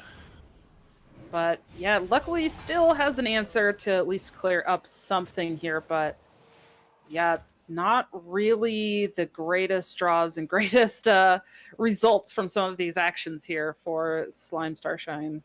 I think it has to be pen time, right? You have ways to trade off with the Librams into this taunt. You can pen face Libra or pen something Libram the Loot Hoarder, the Loot probably. Hoarder, yeah, the Loot Yeah. Hoarder. Then you can Libram again after another set of pens. Fling the pens everywhere. Yeah. All right. See those school bullies stepping up. Yeah, just throwing pens everywhere. And okay, the other Devout Pupil coming into hand. That's at least something. I think Edelweiss's hand otherwise is looking a little bit sad. There's not a lot going on really in either of these hands. This is kind of a weird game right now. Yeah. And just holding on to this Libram very patiently from Edelweiss, just not letting that Libram ever get stolen, keeping that sort of combo with the pen flingers. Every time the Libram's used, it's to trade and just get an extra chip with the Librams. That's a Cabal Acolyte. That's a pretty good result. And the High Abbess that was stolen. Yeah. Okay. So yeah, I mean, we're gonna see some fireworks here. Let's see what's stolen, what else is played. Lots of spell bursts going on. Apotheosis going to be played on the High Abyss there. Okay. And then a 1 out of 3 here for the best result. Again with the 1/1. Wow. Yeah, not what she's looking for. Ooh, a Hope finally coming into hand for Edelweiss. But I mean, can combo that with this Broom. The Broom is in the hand. Could double Penflinger, Libram. Yep. Broom. Double Penflinger. Yeah. Libram. Yeah. I think if Edelweiss wants to clear that, yeah, she's got to get through this taunt kind of with these pens. Yeah, can double pen. Then play one of the Librams, doesn't matter. Sure. Then double pen again, play the other Libram. And then you can pen once and play the Broom. Or, pen twice. Both, yeah. Still enough mana to play the Libram and the Broom. Yes, there we go. So, So now full able clear. to Libram, Broom. Ooh, interesting. Yeah, wait. Oh, she's actually, I'm surprised that the Libram of Hope wasn't used with the animated yeah. broomstick to trade there. That was pretty clean. Instead, just going to use the pen flings here and heal up a little bit. Instead, this does mean that your pen flingers are on the board, though, right? I believe so. Oh, so actually not Wow. clearing it. I'm surprised we didn't see the Libram of Hope with the broomstick there. Yeah. I think I would have liked that there, especially basically seeing, I mean, what have we seen 4 Wave of Apathies now at this point? Like, Yeah. they've all been played. I mean, there's the death. I'm struggling to see the way out here for SlimeStarshine. I mean, these pen flingers are guaranteed to clear, but Yeah. could have dealt with them earlier. And there's the Liadrin. So I mean, now how could you hold off on the Libram of Hope, right? Oh yeah. Now there's no way. Yeah, she's just going for it. Because I mean, worst case scenario, they copy everything with Murazon, but Sure. It's such a low chance, though. I mean, Edelweiss can see there's only 2 cards in hand right now. Yeah. There's going to be 3 with the draw, but that's not a lot. There's still a lot of cards sitting over there in the deck for SlimeStarshine, so yeah, and these are definitely not the 2 cards you want for SlimeStarshine. no. And again, this Cleric of Scales just sitting there basically as a dead card. It has done nothing. Wow. Double Pyromancer with no spells. Yeah, this Cleric of Scales just been dead since we played that discovered Cobalt Spellkin, right? That was the only dragon we've seen all game, was just the one found off of the Draconic studies. Yeah. And another Libram available. I mean, you don't have to go any faster, I suppose, for Edelweiss. Maybe it's okay to Penflinger, play your other Libram, and force either. I mean, it has to, like, Soul Mirror doesn't even do it, right? Because the Soul Mirror, they have Divine Shield, so it has to be. Does Pyro Soul Mirror? How does that work? I'm curious. Oh, so gonna hold on to the Libram of Hope actually. For now, no need to rush it. Did miss out on some healing though, because of that interaction, choosing to do that second. Finally, Murazon coming into hand, so giving a dragon for that Cleric of Scales. Yeah, finally a dragon, and Edelweiss playing a pretty safe turn last turn, so the Murazon not going to do too much. Soul Mirror, yeah. What's the interaction with Pyro? I think the Soul Mirror goes off first, and then the Pyro, right? So it wouldn't be the Pyro gets rid of the Divine Shields. I don't think so. If it does get rid of the Divine Shields, then the Soul Mirror could be really good there, but otherwise... Yeah, I think the Raised Dead is probably the best bet here, which still does not feel great. Yeah, what are you looking for here?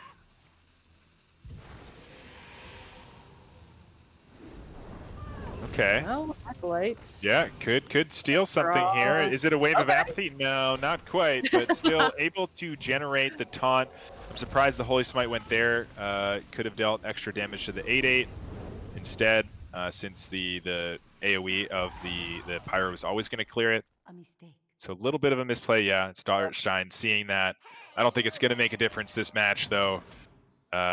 Is that going to be enough, actually, with this? I mean, the Liadrin just gives infinite 0-cost Librams here. Yeah, only as many as you can hold, so... Well, yeah. Feels like infinite, but it's basically gonna be enough? Is it? Is it? We're one short, right? Oh no, with the hero power, that's exact, right? They were exactly enough Librams. Oh no, we're one off. I think. There's so many animations going on. Okay, no, we were exact with the hero power. With that weapon. Yep. Okay. Whew, wow. Wow. All right. So, 2-0. Yeah, and that is a matchup that if you're Edelweiss, I think you feel pretty good winning that matchup. Yeah. Oh yeah, So certainly. you're pretty happy to be winning that if you're in Edelweiss's position there. So just that druid left, and we kind of talked about this at the start of the match. So what do you think we see next from SlimeStarshine? I think it's that zoo. I think it's time for zoo. If you're gonna take down, you have to take down the druid. Start with the deck that I feel like is. I mean, what does druid do if the zoo gets on board too quickly? They have to get like Starfall, and they have to do it immediately on like turn 5, which is so hard to get the quest done by then as well. And it's just I think that's a tough matchup for the druid. So I expect that to be what we see here next. Yeah. Um, Plus the Slime fact that Starshine still has a chance to sweep here. Sweep this druid. There's definitely a chance.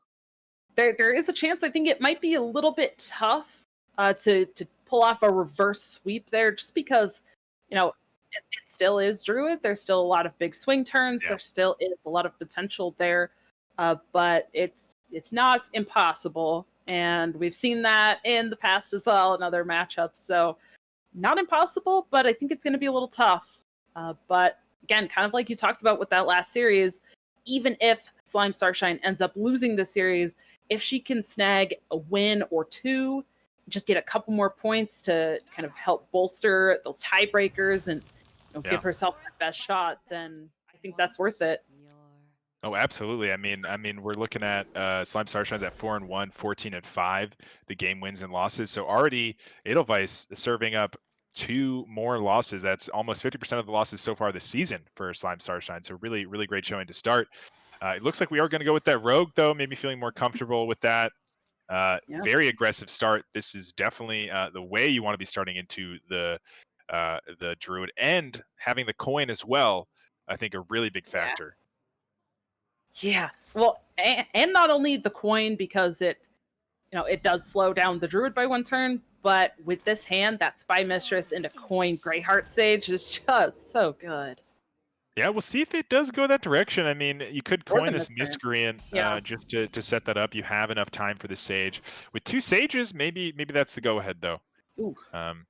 Could Yeah. even just be another 2-1, the Sneaky Delinquent. Just use your mana, save this coin. You can play this Sneaky Delinquent this turn, play this Greyheart Sage next turn, and then coin the Jandis on turn 4, potentially. Might be the direction Starshine's thinking. Several turns ahead, save that coin for a big power turn like Jandis before they are able to swing things. Just utilize your mana as much as possible. And to a Druid, this 3-1 is the same threat as the 3-3. Yeah, I think I personally would have liked to see the attack. Yeah, I think so too. Just because against Druid, especially, you want to be putting on that pressure and just be, put the gas on as quickly as you can. And you're still going to have a stealth minion for the Greyheart Sage. So, we'll see if that 3 damage does come into play. Obviously, actually, I mean, I would assume the Druid probably would have traded into the 3-1. So that's like 5 damage total that swing there potentially in the next. We'll see if that does matter here in this matchup. We'll see. Right now, kind of a Druid, tough turn. Yeah, because you can't do everything. You kind of want to accelerate your quest even more, Right. but you also want to get rid of 2 minions. That seems pretty nice. Yeah. Could go for the draw. I believe there are crystal power, so you could kill one of these 3-1s and draw the crystal power and be able to kill both and still, progress the quest. Yeah. So I think drawing first, definitely see where it goes from there. How far are we in the quest progression? I believe, is it 2 now? 2, I believe. Yep, 2.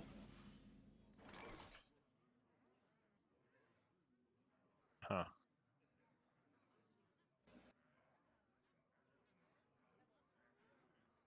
Edwin, interesting option, but I think just coin the Jandis. I'm pretty sure that was the setup so far. So many options. And the only sort of good answer, or decent answer, even it's not even that amazing of an answer, would be a Starfall here to deal 2 to all.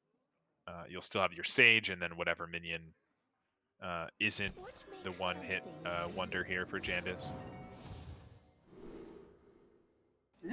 So these are some decent minions. This is one that you really can play those mind games, because it could be either one. That one damage is really, yeah, and I think here, this is that mind game. You know, you generally assume that the higher attack is the one that's going to be the beefier one, and there's that Starfall off the top.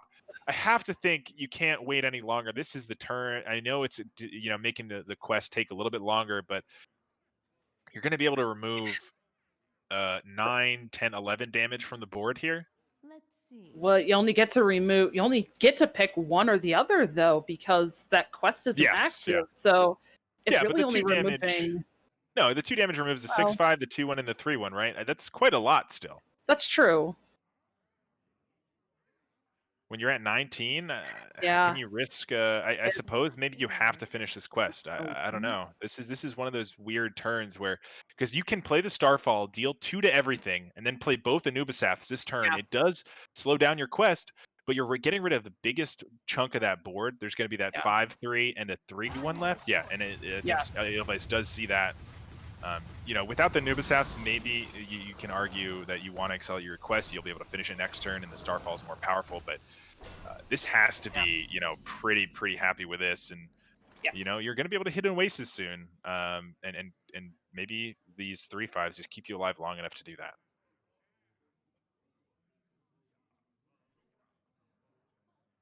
His hand's looking a little bit awkward for SlimeStarshine. I mean, there are multiple plays, but they all feel a little slow. It's kind of just more of a setup for the following turns, I think, no matter which way she takes it this turn. And is able to clear off one of those defenders. Maybe debating here about putting a trade in. Yeah, I don't know about a trade here. Yeah, I think it's fine to just leave it. Yeah, it's hard to say. This is a weird one, but with the current hand, I mean, you have potential rush next turn, maybe to get through this and preserve your minion. That's what I'm looking at too. Power. I don't mind this either. I mean, you just saw one Starfall. What's to say that the second Starfall isn't there as well? Sure. But now, just gonna finish that quest here, remove the biggest threats on the board, able to draw a card as well. This is starting to look good for Edelweiss, able to stabilize here in a very key moment. I think that the big turn was that Starfall turn. You know, otherwise this board would have still been just smacking. Yeah. And there's not going to be a lot of smacking going on right now, unless one of these secret passages gets played and something really comes out here. But interesting is, I don't think it's worth a hero power here. I think you really want to be doing stuff with it to make this big Edwin right. Yeah. You can Shadow Step this 1/1 though, and evolve once more. Maybe you want a slightly more powerful minion. I think if you were going to questing, that would have happened first. So it's gotta be, I think. Maybe the Goblin Lackey on the Vulture into Shadow Step the 1/1 and evolve then it again. Yeah, after a trade. That's what I'm seeing. Yeah. Let's see. And Running then out of time the here. Edwin. Wow. So actually, okay, gonna go with getting the Vulture to proc here instead, getting an extra minion. Yeah, I don't mind this either. This does mean you're not getting that giant Edwin, which would have been pretty nice. Right. But going wide, not a bad option either. And that quest has been completed now for Edelweiss, so a lot of her cards now do a lot more work. Yeah, no question. I mean, that was a pretty. I mean, these are all the sort of miracle cards here. If you're gonna have a miracle, this is the hand to do it. All right, SlimeStarshine needs to really find something here. Viscerate is a little helpful. Miscreant might get you something. Yeah, you can't be greedy any longer, can you? This is too far gone, right? You have to play this Edwin here, right? You have to imagine. Looks like no. It looks like it's just going to be. I mean, Maybe maybe still. Okay, a backstab. backstab. Yeah. That's maybe we see this Edwin now. Okay. Yeah, and then just remove the 5 attack minions Yep. here. One And of then these 2 kill off. ones as well. Yeah, exactly. You know, and just seeing the previous turn that Surger come down, unless Edelweiss tops into the other one, there's not really a great answer from Edelweiss on how to deal with this Edwin now. Yeah, not a great answer at all. Although we do see this potential Speaker Ghidra into the Hidden Oasis next turn. So it's really just about surviving this one turn now. Right. Miss Wrath could certainly help with that. Just removing this 3/3 here potentially, and Sure. setting up next turn for the Ghidra, or maybe Wrath this Edwin, and the Ghidra trades more favorably. I think the Ghidra goes up to, with the Hidden Oasis, goes up to 7. Well, how much health? It starts with 4 health? Yeah. So it'd be a So it would 7 be 10. and 10. So it just dies to 1 trade, right? Yeah, 7, 10. Yeah. So you can't actually double trade. So I think Wrath, if you're going to use it, it would be onto the Edwin here, just to set it up for that Ghidra next turn. You can double trade. You can trade into the 3/3 and then the Edwin potentially. With that in mind, it does. Yeah, let's see. Yeah, and Edelweiss does seem to agree here. Gonna be taking some damage here, but gonna heal for 12, make a 6/6 and a giant Ghidra next turn. So it's gonna have to be another. I think it has to be questing now. You have to make some more threats.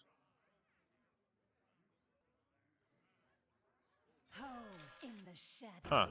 So we're holding off on these questings. There's, I mean, maybe it's just the potential to find something else here. Mirror Entity is pretty interesting. Yeah. Yeah, not too bad. I don't know if Ice Barrier is really going to win you the game, so Yeah. I'm just surprised these questings are still sitting here.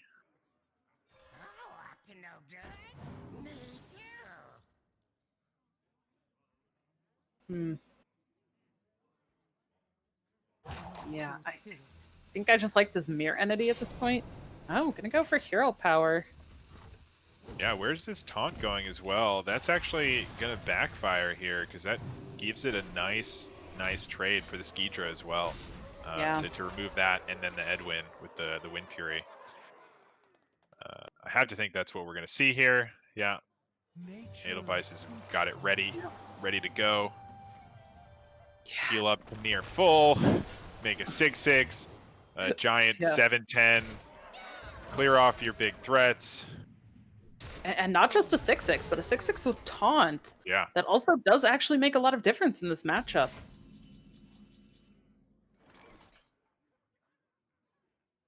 Has to be a questing now.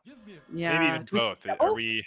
Yeah. Are we at the point where both are coming down here, just all in? I think so. I think you go for it. I mean, you saw how long. Secret passage to start. So setting up for this one to do quite a bit, and then follow it up the following turn with the other questing.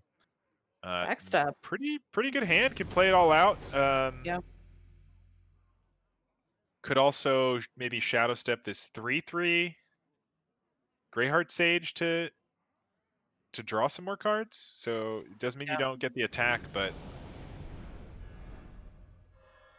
get some more cards, and then you can still play. Yeah, I mean,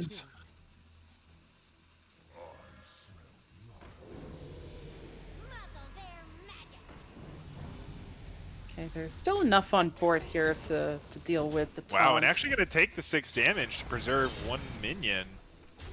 A 1/1. Arcane Missile is just more damage here. Cheap spells. Yeah.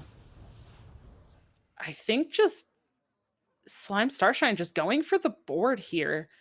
I mean, she's already seen one starfall come down. She's seen some other removal. And if she can keep control of the board, even if something big comes down like the scenarios, you know, I think she deals with it pretty easily on board here. Yeah, no, And absolutely with she's this forcing hand Edelweiss too. to. Yeah. There's already one Evis and this Kobold, and then yeah, picking up that arcane missiles. It doesn't feel like she's that far away now from actually having lethal. Yeah, so really, really heads up play, kind of holding Well things back a little done. bit for a big secret passage turn.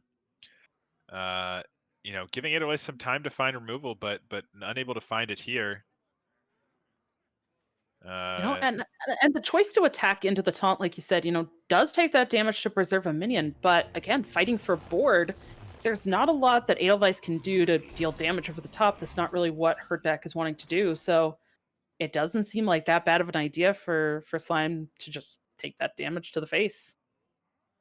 yeah, is there lethal here in any way? I don't know if we have enough damage quite yet. But if let's say two of these trades, yeah, you trade that. The flick just Actually, comes the down. flick, yeah, Yeah. move both of those. And Evis. This arcane missiles, I Yeah. guess that's not. Is that enough? 3, 6. I think that with the Vis, it should be right. 4, 5, 6, 7, 8. Yeah, Vis and arcane missile should do it, I believe. Uh, Right? 10, 11, 12. Vis is 4, 5, 6, 7, I think so. I think 8. even just the Abyss. Yeah, just the Abyss is The it, Abyss right? and Because it everything. goes up to 11. Yeah, you Yep. don't even need the arcane missiles. Yeah. That should do it. Oh, okay. Kobold Lackey, either way. Plenty, Yeah. plenty of ways to do it here, as you can see. And SlimeStarshine takes the first win here of the series, starting off that potential sweep of the Druid that we were talking about. Yeah. And gets that win with the Rogue. So I mean, if there's an aggressive game plan very similar to what we just saw, I'd have to say it's going to be with that Zoo Warlock, and I expect that we see Oh yeah, that come out next. yeah, that is exactly what I expect here as well. That priest, I just don't know that has enough juice to deal with everything the Druid can put out. It Yeah. would have to get some crazy tempo start, or steal just the right things. But um, even just Ysera can be just enough to really hurt that priest, just because it's sort of threats over time. Obviously, you can get unlucky and pull everything at once, and then they remove it one time and you're good. But most of the time, you play it in a certain stage in the game, and you just have a couple of dragons here, a couple of dragons there, and every time they have to answer it, and there's just not enough. Eventually, not enough ways to get rid of it. So I do agree. I think we will see that warlock here.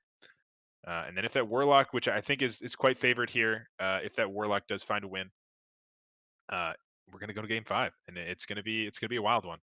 Yeah. So we are just getting ready for these players to go into the next game here, Mhm. but we kind of talked about that druid. So if we do see the warlock come out here, Yeah, what do you think is Edelweiss's game plan to try to win that matchup and the series? survive, survive until you get your big power turns, your Oasis Surgers, your Hidden Oasis, your Cenarius, your Ysera. Um, there are good tools in this list here to survive, but gonna have to be able to utilize them while completing the quest to really be able to get there. It's gonna be tough. It's definitely gonna be tough. Yeah. So I mean, she's going to be looking for tools like maybe that steel beetle, maybe Hmm. wrath, the crystal power, maybe just to clear something off board for the heal if she really needs it. Uh, those are kind of the things I expect. Probably not something like the rising winds. Um, Hmm. I feel like those are generally better in the slower matchups where you might want it for draw or putting on pressure of your own. Hmm. But into something like that Zoo Warlock, that's not going to feel as good. So it might really be dependent on that draw and if Hmm. Edelweiss can find something. And something that you mentioned with that last series was if Edelweiss starts with the coin or not. Yeah, very, very big. The coin for this druid. I mean, just accelerating your quest by one turn. it can just be incredible for this deck. It's almost like you lose like 5 to 10 percentage points every matchup just based on who gets the coin. And it is that Warlock to start, and it does look like Edelweiss has the coin. So, giving her best chance here into this tough matchup. Nightshade Matron, Flesh Giant, Nightshade Matron, not the start you want as Zoo. Really powerful cards for later on, but I can't imagine that we're keeping any of these here. Yeah, I would imagine she probably gets rid of all those. Yep, and we see that pretty good hand it looked like for Edelweiss. Not bad. Yeah, not bad at all. Voidwalker, just not the most aggressive start, but a play on one is probably just something you're happy to have for SlimeStarshine here. Especially without that coin, just being able to actually have something on that first turn. Yeah, now this Cult Neophyte can just come down and just force a pass here from Edelweiss. No, instead, just gonna go for deal some damage, discount that giant, draw into the deck a little bit more. I wonder. I feel like this deck really shines when you're able to just aggressively start the game, and I would have liked to maybe see that Neophyte, but maybe holding on to it for a later turn, where you can sort of base it on their mana total and really try to negate a specific spell potentially. Like play it on 4 into the Starfall, something like that. Behold, jewels of the sun. That pickup with the swipe for Edelweiss might come in really handy throughout this game as well. Ooh. We got that special card here. Pretty good time to maybe start doing it if you're gonna. Yeah, I mean, Just tempo? Yeah. how do they answer it right now? And you have a lot of really good minions that you kind of want to become 4/4s. This tour guide, you really want to be playing after the Gambling, right? This even Voidwalker. Wow, I'm really interested about this kind of slow paced start here for Starshine. You know, still a lot of power in the hand, but like, you know, taking it quite slow with the minions could have had a little bit more tempo going already. I wonder if once that Flesh Giant came into hand, that she really just kind of started going all in on the hero powers to try to get a cheap Flesh Giant down. Maybe she wants to try to get that Flesh Giant down before playing the Gambling. Because you don't want to play the Flesh Giant with Gambling on board and turn your 8/8 into a 4/4. Sure, but you know there were enough cards in the hand there that I'd rather have 4/4s than a bunch of 1/1s and a 1/3. Yeah, and look at that. Look at the difference in this quest completion of this game for Edelweiss. Interesting with this Nightshade Matron. It's pretty good tempo, and it does allow for this Hand of Gul'dan to draw. Looks like we're just going for the Flesh Giant, though. Yeah. And just gambling, whatever. I have a lot of 1-drops, but I'd rather just play this really cheap Flesh Giant here. Yeah, and can even go with the animated broomstick still. And trade in that Flesh Giant if she really wants to, keeping 2 taunts on board just in the case of an Oasis Surger coming into play. Having 2 taunts on board to kind of protect that giant seems pretty good. Yeah, I mean, as much as I was, not the happiest about maybe the way that the direction, but this is quite a good board that's going to be very hard to deal with. But at 12 health, Starshine, I mean, who's the aggro deck here? This has always been sort of the weirdness of this Zoolock for me, is that you're ending up way less health most of the time. If there's any burn in any deck, you're just kind of risking it.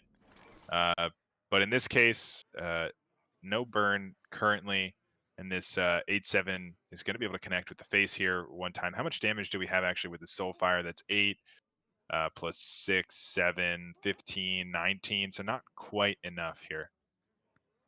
But getting there, getting very close. Yeah. Could Puts find the other Soulfire here for lethal, potentially, as long as you don't discard the second Soulfire. Nope. It's not going to be it.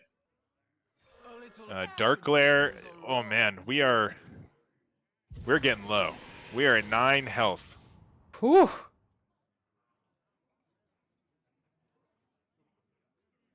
Okay, probably a nope. I was gonna say Yes, it's maybe a tour guide hero power, but I don't know if she can afford that here. yeah. Otherwise, she has to basically trade in her whole These board. these tour guides are 4/4s. Let's be real. They're going to be 4/4s with this disciplinarian. This Yeah. board is going to just probably be somewhat dealt with here. I think maybe the Soulfire was held back because if the disciplinarian is the one card that's discarded, you're pretty sad. And there's that Soulfire was one card away. One card away. That would have been lethal. Whoopsie. Oh, Yeah, it took 2. Yeah, with the order, that would have been lethal right there. So with the wrong order, Starfall is going to clear this up very nicely. Can also yeah. heal up here with the Crystal Power to just really stay safe. And get a And taunt down. wow, I mean, quite a result there for Edelweiss. Yeah. That was a big misplay by Starshine. One card away. If the Tour Guide was played earlier with the tap, that would have been enough mana, right? Because I think the Dark Glare I and think that was so. played before.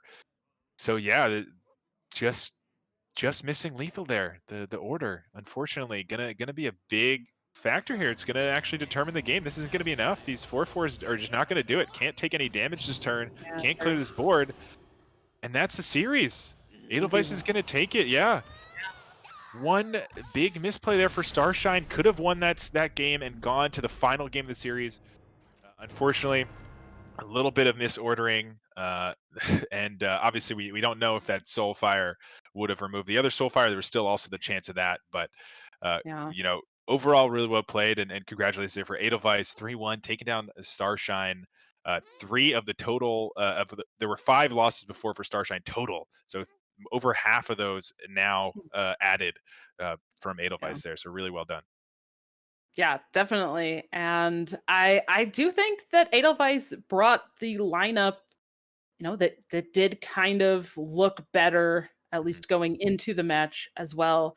And kind of like you mentioned, ended up getting that win with the Warrior, which could have been a potential downfall, and getting especially an early win with the Mhm. Warrior. Uh, sometimes winning that game one really sets up for being able to kind of snowball the whole series. And I think we saw that there. It was definitely an uphill battle for SlimeStarshine. Yeah, no question. I think just the lineups in general to start. I think, like you said, a little bit favored just based on the class brings and the archetypes for Edelweiss, but really good showing there from Starshine as well. Loved seeing kind of some of the unique sort of choices from both these players, and actually all 4 players today. We had some. Everyone brought a little bit of spice. I think there was at least one deck that was kind of unique here for all these players. So I'm happy about that. And both these, Edelweiss and Starshine now fighting for some, those top spots. I think, yeah, Starshine was in first place in that division. Edelweiss was third. So with this, um, you'd have to think maybe they just swap. I'm not, or even Starshine goes to second. Edelweiss goes up to, I don't know. That's Yeah. it's something around there, but they're all fighting for those top 2 spots and those potential wild card spots. Yeah, absolutely. And you kind of mentioned earlier, we are kind of getting closer, just a few weeks Yeah. left. So yeah, every win really helps. And if you can solidify your spot in one of those top 2 of the division, then you don't really have to worry about your record. You don't have to worry about those tiebreakers. So, winning a series feels that much more important. Oh yeah. So, uh, that is the last series that we have to watch tonight. But if you are interested, if you want to find out more, check out the website aspirant.gg. Follow us here on Twitch, on YouTube, find us on Twitter, Aspirant CCG, and check out not only all of the Hearthstone that we have going on, but also the Magic Arena. We have the Venus and Mercury League, which is an entire league of women and non-binary and just, kind of those underrepresented, diverse, uh, you know, everybody, like People, basically all the just best that. people. It's seriously, it's so good though, and they really have like such in-depth like analysis and tweets and casting. They have, just like sheets about each player with, kind of visuals of them and like Yeah, different making things us that. look bad is what r- you're saying. Right? Yeah. I mean, yes, in fancier words, a little bit maybe. Uh, but we are kind of going broad in what we do here. So if you enjoy this, if you enjoy other card games, then make sure you stop in on Friday nights as well to check out the Absolutely. broadcasts of the VML League. And as always, we are here on Saturday nights. Usually, 7 p.m. Eastern is usually when our broadcast is. Yeah, I think 7:30 around there. Tonight was a little bit later, but Yes. Saturday evenings. Saturday Yeah. evenings.